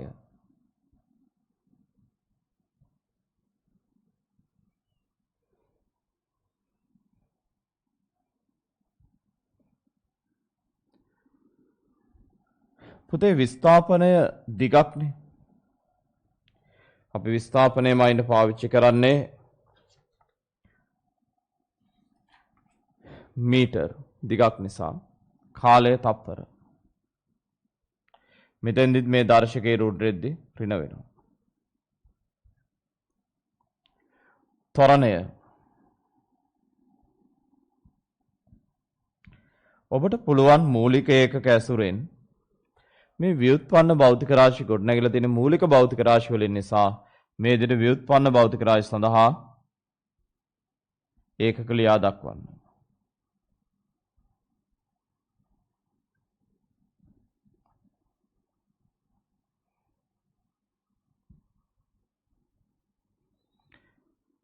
ත්වරණය කියන්නේ ප්‍රවේගයේ වෙනස් වීමේ ශීඝ්‍රතාවයනේ. පුතේ ප්‍රවේග වෙනස කියන්නේ මෙතන ගන්න. ප්‍රවේග වෙනස කියන්නේ ප්‍රවේගයේ ඒකකම තමයි. මොකද හිතන්නකෝ 10යි ms ශ්‍රේණියකෙන් අඩු කළා 6යි ms ශ්‍රේණියක. උත්තරේ 4යි ms ශ්‍රේණියක. ඒකකයේ ms ශ්‍රේණියකම තමයි. කාලය තප්පර. මේ පදේ රුඩ්රෙද්දි මෙන්න මෙහෙම සුළු වෙනවා.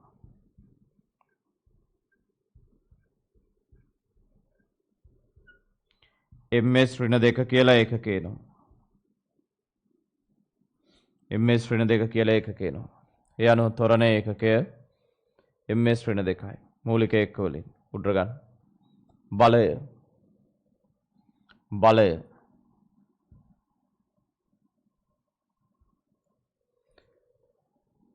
පුතේ බලය කියන්නේ ස්කන්ධය වැඩි කිරීම ත්වරණය.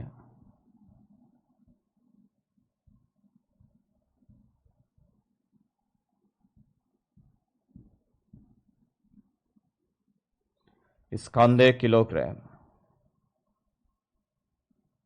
ත්වරණය ms ඍණ 2යි ඒකකය මූලික ඒකක වලින්. ඒ අනුව බලයට මූලික ඒකක වලින් දෙන්න පුළුවන් kg ms ඍණ 2 කියලා. ඒතර ඔයගොල්ලෝ මගෙන් අහයි නිව්ටන් කියන්නේ පුතේ නිව්ටන් කියන්නේ අර විශේෂ ව්‍යුත්පන්න SI ඒකක. අර SI ඒකක ක්‍රමයේ අර්ථයේ දෙවෙනි වර්ගයක් ව්‍යුත්පන්නය කියලා අන්න ඒක. හරි විශේෂ ව්‍යුත්පන්න SI ඒකක. හරි නිව්ටන් කියන්නේ ඒකට. හරි. ඔන්න බලය ඒකක. හරි. හරි.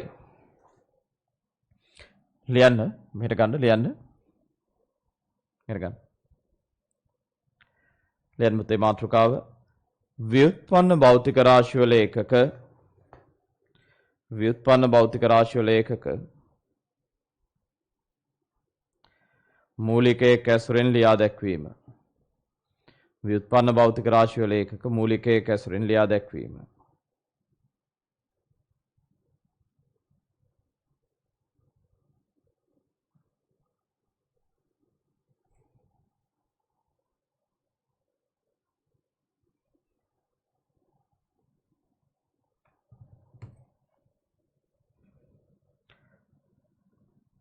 ව්‍යුත්පන්න භෞතික රාශිවල එක මූලික එක ඇසුරින් ලියා දැක්වීම.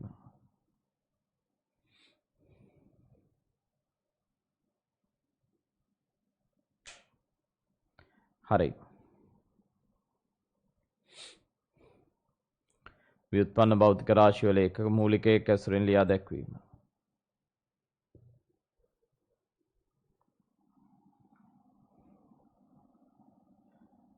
හරි. මෙන්න මේ උදාහරණ හතර ලියා ගන්නකො. වේගය, ප්‍රවේගය, ත්වරණය, බලය ඒකක. හරි. ලියන්න පුතේ.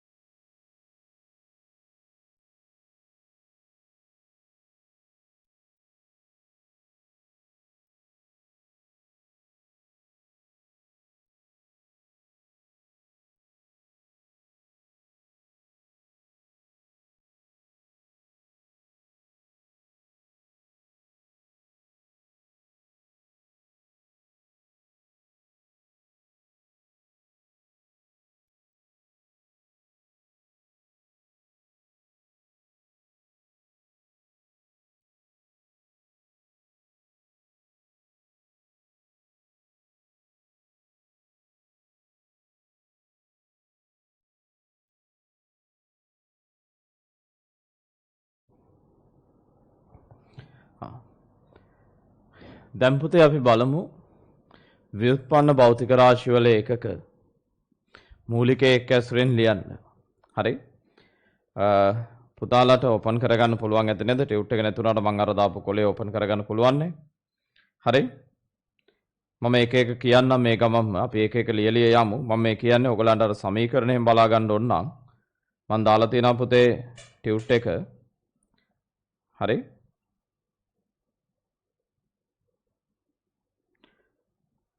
ඔයගලන්ගේ ඕනම ටෙලිග්‍රෑම් ගෲප් එකකට ගිහලා බලන්න ටියුට් එක දාලා තියෙන්නේ.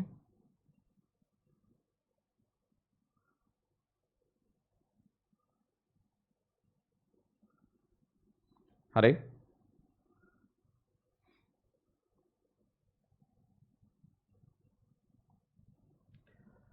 හරි.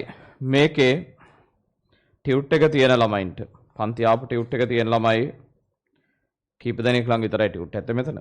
10 වෙනි පිටුවේ දාලා තියෙනවා දාලා සමීකරණ ලියන්න තියෙන 10 වෙනි පිටුවේ සමීකරණ ටික තියෙනවා ලියන්න තියෙන ඒ භෞතික රාශි ටික 14 වෙනි පිටුවේ තියෙනවා. ඊට වඩා ලේසි මම මේ දැන් දාපු කොලේ ගත්තා නම් ඔයගොල්ලන්ට ඒක ලේසි. මෙන්න මේ දෙවෙනි පිටුවේ පල්ලෙහා තියෙනවා පහක් දක්වා ඇති භෞතික රාශි වල ඒකක සොයන්න. මේ ඒකක හොයන්න ඕනේ දැනට මූලික ඒකක වලින්. හරි? මූලික ඒකක වලින් තමයි ඒකක හොයන්න ඕනේ. හරි. ලියන්න පීඩනය. අපි ඒක කරගෙන යන අභ්‍යාසය. ලියන්න පීඩනය. පීඩනය සමීකරණ ලියන්න පුතේ. බලය බෙදීම වර්ගඵලය. බලය බෙදීම වර්ගඵලය. පීඩනයේ සමීකරණය බලය බෙදීම වර්ගඵලය. හරි. දැන් පීඩන ඒකක මූලික එක් වලින් ලියන්න ඕන නම් ආදේශ කරන්න මේ බලන්න.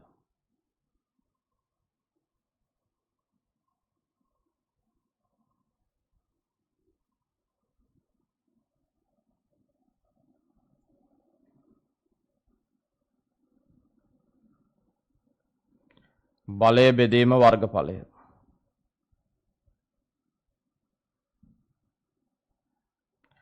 පුතේ බලය කියන්නේ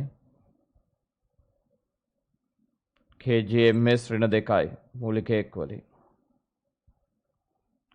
වර්ගඵලය කියන්නේ දන්නවනේ ඉතින් හැමෝම දිග වැඩි කිරීම පළල වර්ග මීටර. ඒ අනුව පුතේ මීටර වලට එකක් කැපෙනවා. kg මේ පදේ රුඩ්‍රාම දර්ශකයේ ඍණ වෙනවා S ඍණ 2යි. kgm ඍණ 1 S ඍණ 2. ඔන්න පුතේ පීඩන ඒකක. ඊළාට ගම්ම්‍යතාවය බලාගන්න සමීකරණ තුන උඩ දාලා තියෙනවා. ගම්ම්‍යතාවය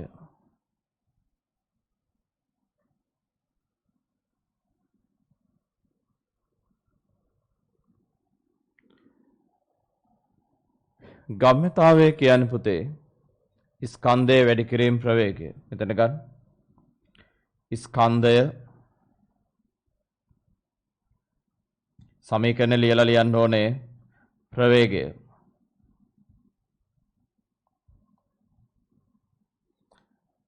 ස්කන්ධයේ මූලික ඒකකය කිලෝග්‍රෑම්.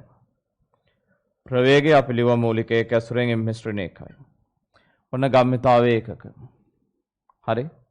පුතේ අපි මේ කරන්නේ මූලික ඒකක ඇසුරෙන් අදාළ එක ලියා දැක්වීම. ආවේගය හොයාගන්න බලන්න සමීකරණයේ ආවේගය. සමීකරණ හොයාගෙන ලියන්න. ආවේගය සමීකරණ හොයාගෙන ලියන්න.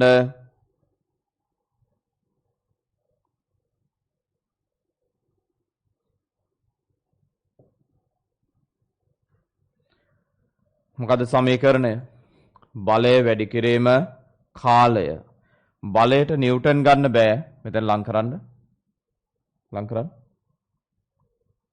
බලයට නිව්ටන් ගන්න බෑ. මූලික එක් වලින් ලියන්න kgms ඍණ 2 කාලය තප්පර. මෙතන දර්ශකය දන. kgm S ඍණ 2යි S ධන 1යි කියන්නේ S ඍණ 1යි. ඔන්න ඔය විදිහට එකේ ලියා දක්වන්න පුළුවන්. ඔය තමයි ආවේග ඒකක. kgms ඍණ 1යි. කාර්ය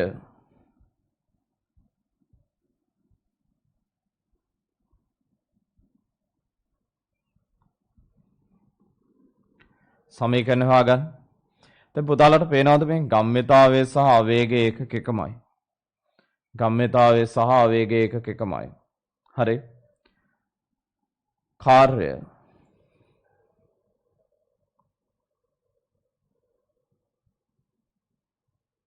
හරි.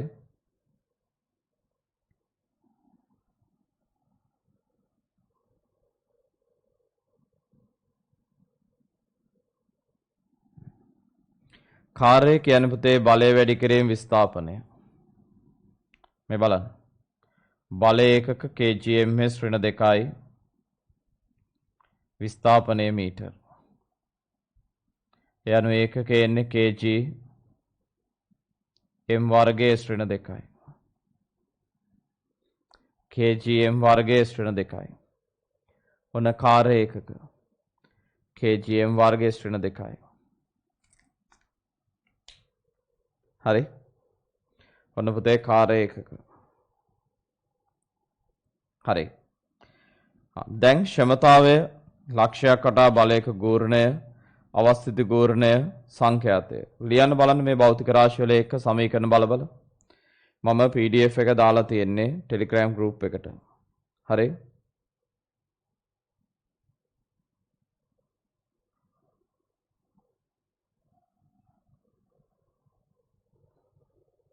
ලියන්න පුතේ.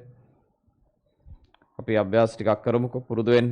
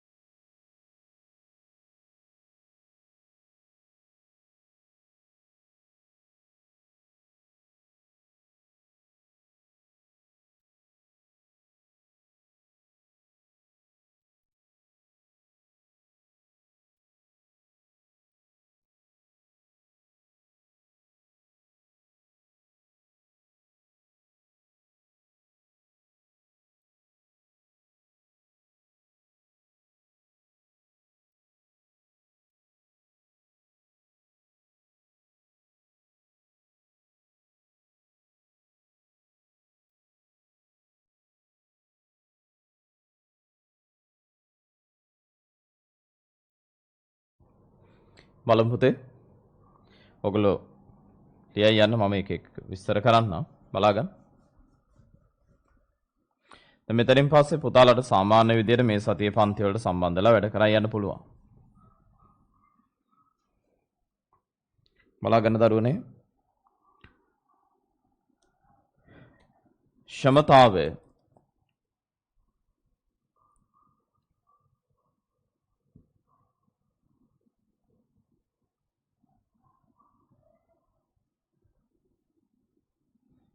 පුතේ ක්ෂමතාවය කියන්නේ මූලික එකක වලින් ලියනවා නම් කාර්ය බෙදීම කාලය.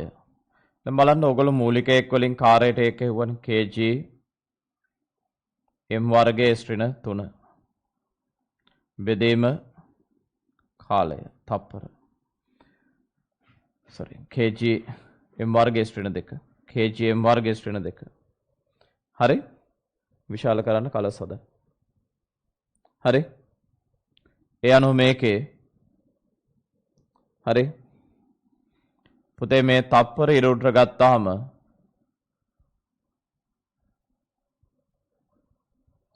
මේ තප්පර වල තප්පර සුළු කරන්න හැම බෑ.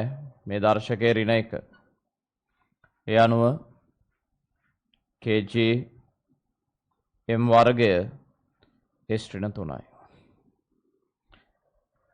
හරි. kg m වර්ගය s ඍණ 3යි. ඔය තමයි ක්ෂමතාවයේ එකක මූලික එක් වලින්. ලක්ෂයක් වටා බලයක ගූර්ණය. මේ බලන්න. ලක්ෂයක් වටා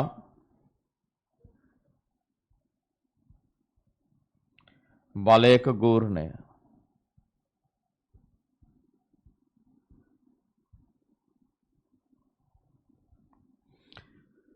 පුතේ ලක්ෂයක් වටා බලයක ගූර්ණය කියන්නේ බලය වැඩි කිරීම විස්ථාපනය.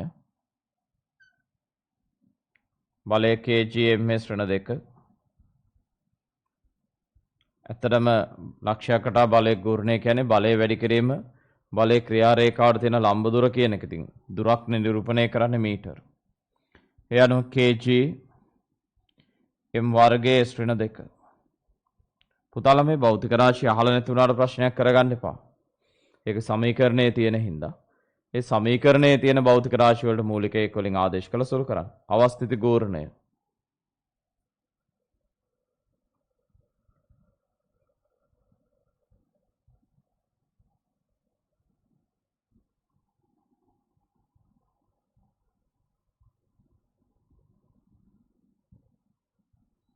අවස්ථිති ගූර්ණය කියන්නේ ස්කන්ධය වැඩි කිරීම අරය වර්ගය. ස්කන්ධයෙන් අරය L. හරි.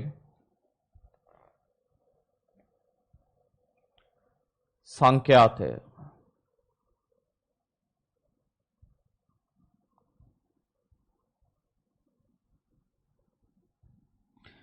පුතේ සංඛ්‍යාතය කියන්නේ ඔයගොල්ලෝ සමීකරණය හෙව්වා නම් ඔයතන මම උඩ දාලා තියෙනවා. සංඛ්‍යාතය කියන්නේ එකයට කාලය කියන එක. එකයට කාලය. තප්පරනේ. පුතේ මතක තියාගන්න ඒකක ලියද්දී කිසි විටකත් ඉලක්කම් ලියන්නේ නැහැ. තේරුණාද?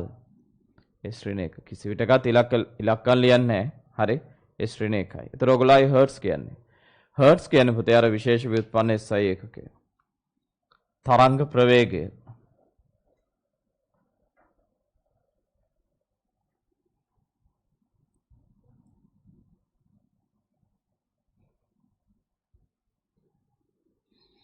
තරංග ප්‍රවේගය කියන්නේ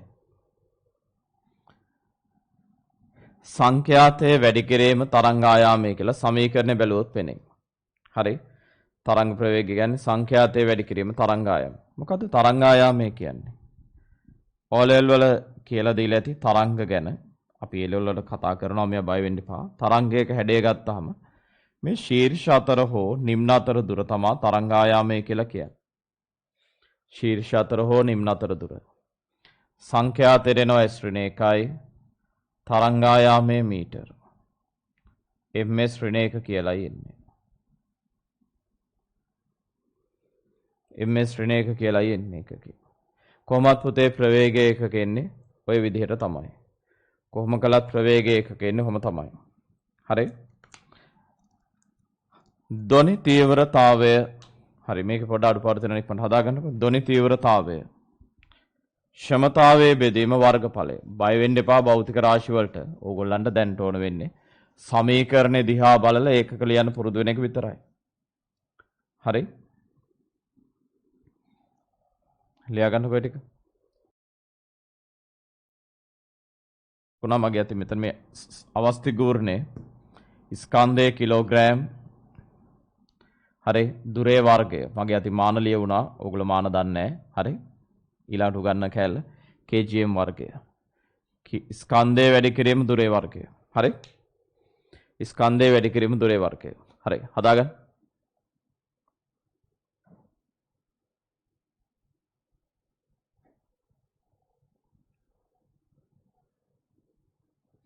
හරේ ඍණ පදයක් ඉර උඩර ගෙනියද්දි පුතේ ධන වෙනවා. හරේ ඍණ පදයක් ඉර උඩර ගෙනියද්දි ධන වෙනවා.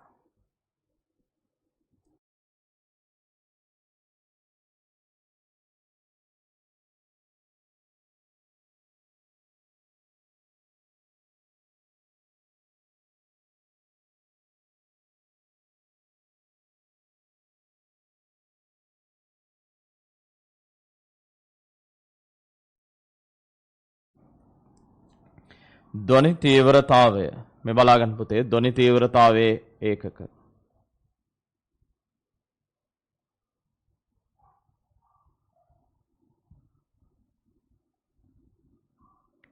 පුතේ ධ්වනි තීව්‍රතාවය කියන්නේ ක්ෂමතාවයේ බෙදීම වර්ගඵලය. හරි? පල්ලෙහාට උඩර ගන්න ඕන. ධ්වනි තීව්‍රතාවය කියන්නේ ක්ෂමතාවය kgm වර්ගයේ ශ්‍රේණ 3 බෙදීම වර්ගඵලය. වර්ග මීටර වලට වර්ග මීටර කැපෙනවා. ඒකකේ ඉන්නේ kg ශ්‍රේණ 3යි. ඔන්න ඒකකේ kg ශ්‍රේණ 3යි. කලසද? හරි? ඔන්න අදාළ ඒකකේ. හරි. දැන් පොඩ්ඩක් අහගන්නකෝ ඔයගොල්ලෝ. ඔන්න ඔය විදිහට ව්‍යුත්පන්න භෞතික රාශි වල ඒක අපිට ලියන්න පුළුවන්. හරි? ඔය විදිහට ව්‍යුත්පන්න භෞතික රාශි වල ඒක ලියන්න පුළුවන්. හරි? ඔයගලන්ට ඔය අනිකුත් භෞතික රාශි වලත් ඒක ලියු හැකි. මම ඕනනම් තව එකක් පෙන්නන්නම්. මෙන්න මේක පොඩක් බලන්න. චාලක ශක්තිය. මේක පොඩක් බලා ගන්න විශේෂයි. චාලක ශක්තිය. මේකේ පොඩි දෙයක් කියලා දෙන්න තියෙන එකයි. පුතේ චාලක ශක්තිය කියන්නේ භාගයයි ස්කන්ධයේ වැඩි කිරීම ප්‍රවේගයේ වර්ගය. හැබැයි මතක තියාගන්න භාගය දාන්නේ නැහැ. ඉලක්කම් මං කලිනුත් කිව්වේ. ඉලක්කම් දාන්නේ නැහැ එකක ලියද්දී. ඔන්න ඔහොමයි ලියවෙන්නේ. හරි? දැන් අහගන්න. මේක ලියලා තියාගන්න. හරි? පුතේ මේ විදිහට මූලික ඒකක වලින් ඔයගලන්ට ඕනම ව්‍යුත්පන්න භෞතික රාශියක ඒකක ලියා ගන්න පුළුවන්. සමහරක් විට සමහර ව්‍යුත්පන්න භෞතික රාශි වල ඒකක ලියද්දී සුළු වෙලා යනවා වෙන්න පුළුවන් ඒකක. හරි? ඒකක සුළු වෙන්න පුළුවන්. එයාට ඒකකයක් එතකොට සුළු වෙනවා මිසක් ඒකකයක් නෑ නෙමෙයි ඒකක සුළු වෙලා තියෙන්නේ. හරි? ඔය විදිහට ව්‍යුත්පන්න භෞතික රාශි වල ඒකක ලියන්න අපිට හැකියාවක් තියෙනවා. මේ විදිහට ව්‍යුත්පන්න භෞතික රාශි වල ඒකක ලියන්න අපිට පුළුවන්. හරි? ඒ අනුව පුතේ මේ විදිහට සමහර ව්‍යුත්පන්න භෞතික රාශි වල ඒකක ලියන එක කරදරයි. මම පැහැදිලි කරන්නම් බලා ගන්න. හරි? මේ විදිහට සමහර ව්‍යුත්පන්න භෞතික රාශි වල ඒකක ලියන එක කරදරයි. මේ බලන්න.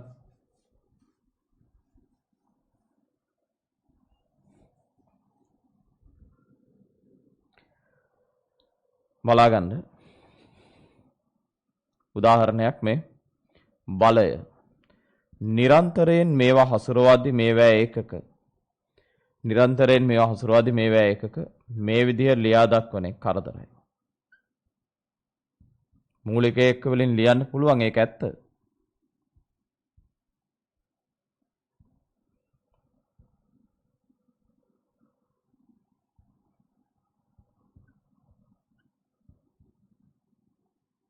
හරි?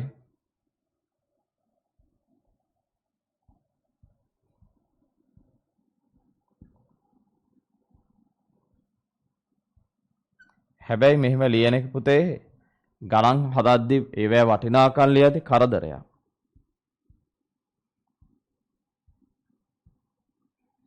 ඒ නිසාවෙන් මේ සඳහා හඳුන්වා දීලා තියෙනවා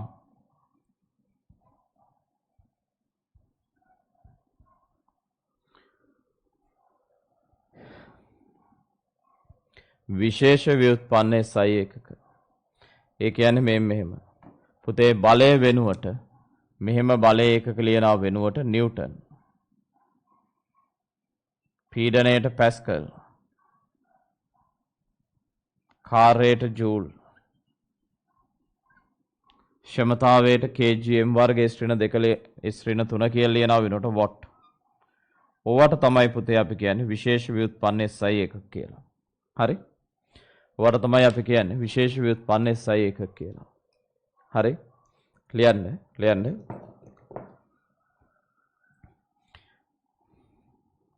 විශේෂ ව්‍යුත්පන්න SI එකක. විශේෂ ව්‍යුත්පන්න SI එකක. ලියන්න පුතේ සටහන විශේෂ ව්‍යුත්පන්න SI එකක.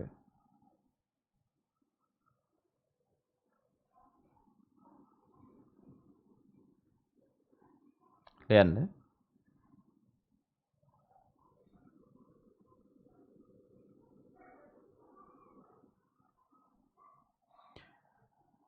ව්‍යුත්පන්න භෞතික රාශීන්හි ඒකකයන් ව්‍යුත්පන්න භෞතික රාශීන්හි ඒකකයන් ව්‍යුත්පන්න භෞතික රාශීන්හි ඒකකයන්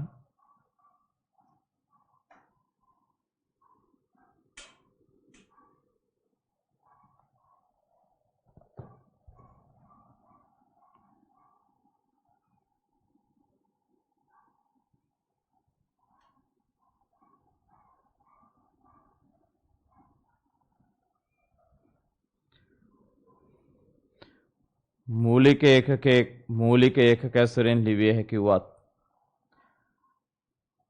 මූලික ඒකක ඇසුරෙන් ලිවිය හැකි වුවත් මූලික ඒකක ඇසුරෙන් ලිවිය හැකි වුවත්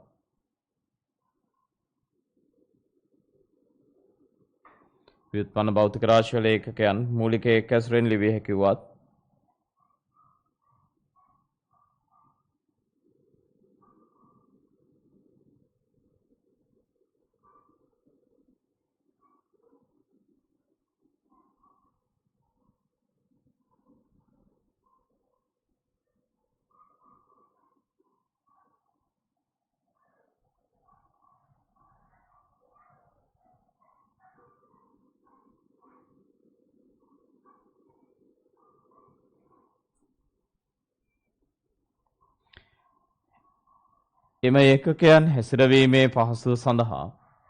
එම ඒකකයන් හැසිරවීමේ පහසුව සඳහා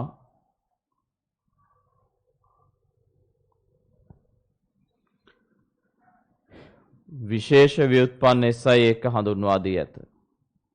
විශේෂ ව්‍යුත්පන්න SI එක හඳුන්වා දී ඇත. හරි.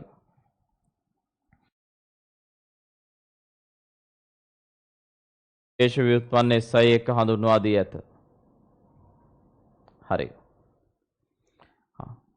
මෙන්න මේ අවස්ථා හතර ලියා ගන්න පුතේ. මේ උදාහරණ හතර ලියා ගන්න. හරි. ඔන්න ඔය ටික තමයි ඕගොල්ලන්ට උගන්වන්න තිබ්බේ. පළවෙනි සතියේ කහමාරේ උගන්වපු සීමාවේ. හරි. පළවෙනි සතියේ දේශනයක් තිබ්බා මම දෙමව්පියන්ට සහ ළමයින්ට. ඊට පස්සේ ඉගැන්වීම ආරම්භ කළා. ඊට පස්සේ සතියේත් ඉගැන්නුවා. හරි. ඔය සීමාව තමයි මේ තියෙන්නේ.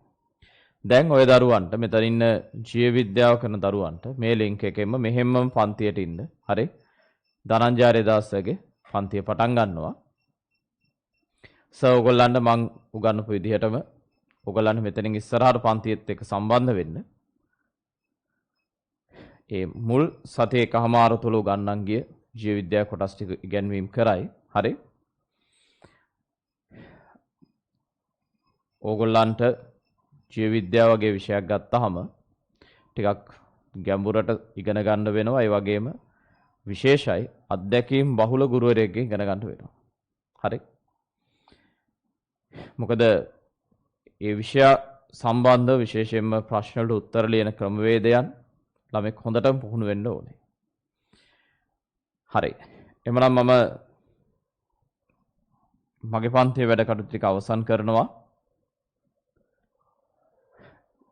බයෝ කරන ළමයි ටික කොහොම රැඳිලා ඉන්න. හරි. මොකද ඕගොල්ලෝ ගෙවල් වල ඉන්නේ ඕගොල්ලන් ලොකු ප්‍රශ්න නැහැනේ. හරි. පාඩම අහගන්න පුළුවන් නේ. හරි. මෙතනින් ඉදිරියට පුතේ ඕගොල්ලන්ට සාමාන්‍යයෙන් මේ සතියේ භෞතික පන්ති වලට හෝ සෙනසුරාදා දවස් ඔන්ලයින් පන්තිට සම්බන්ධ වෙලා වැට්ටික් කරන් යන්න පුළුවන්. හරි. එහෙනම් මගේ පන්තියේ වැඩ කටයුතු ටික අවසන් කරනවා. හරි. බයෝ කරන ළමයි ටික කොහොම රැඳිලා ඉන්න. ආයිබෝවන්.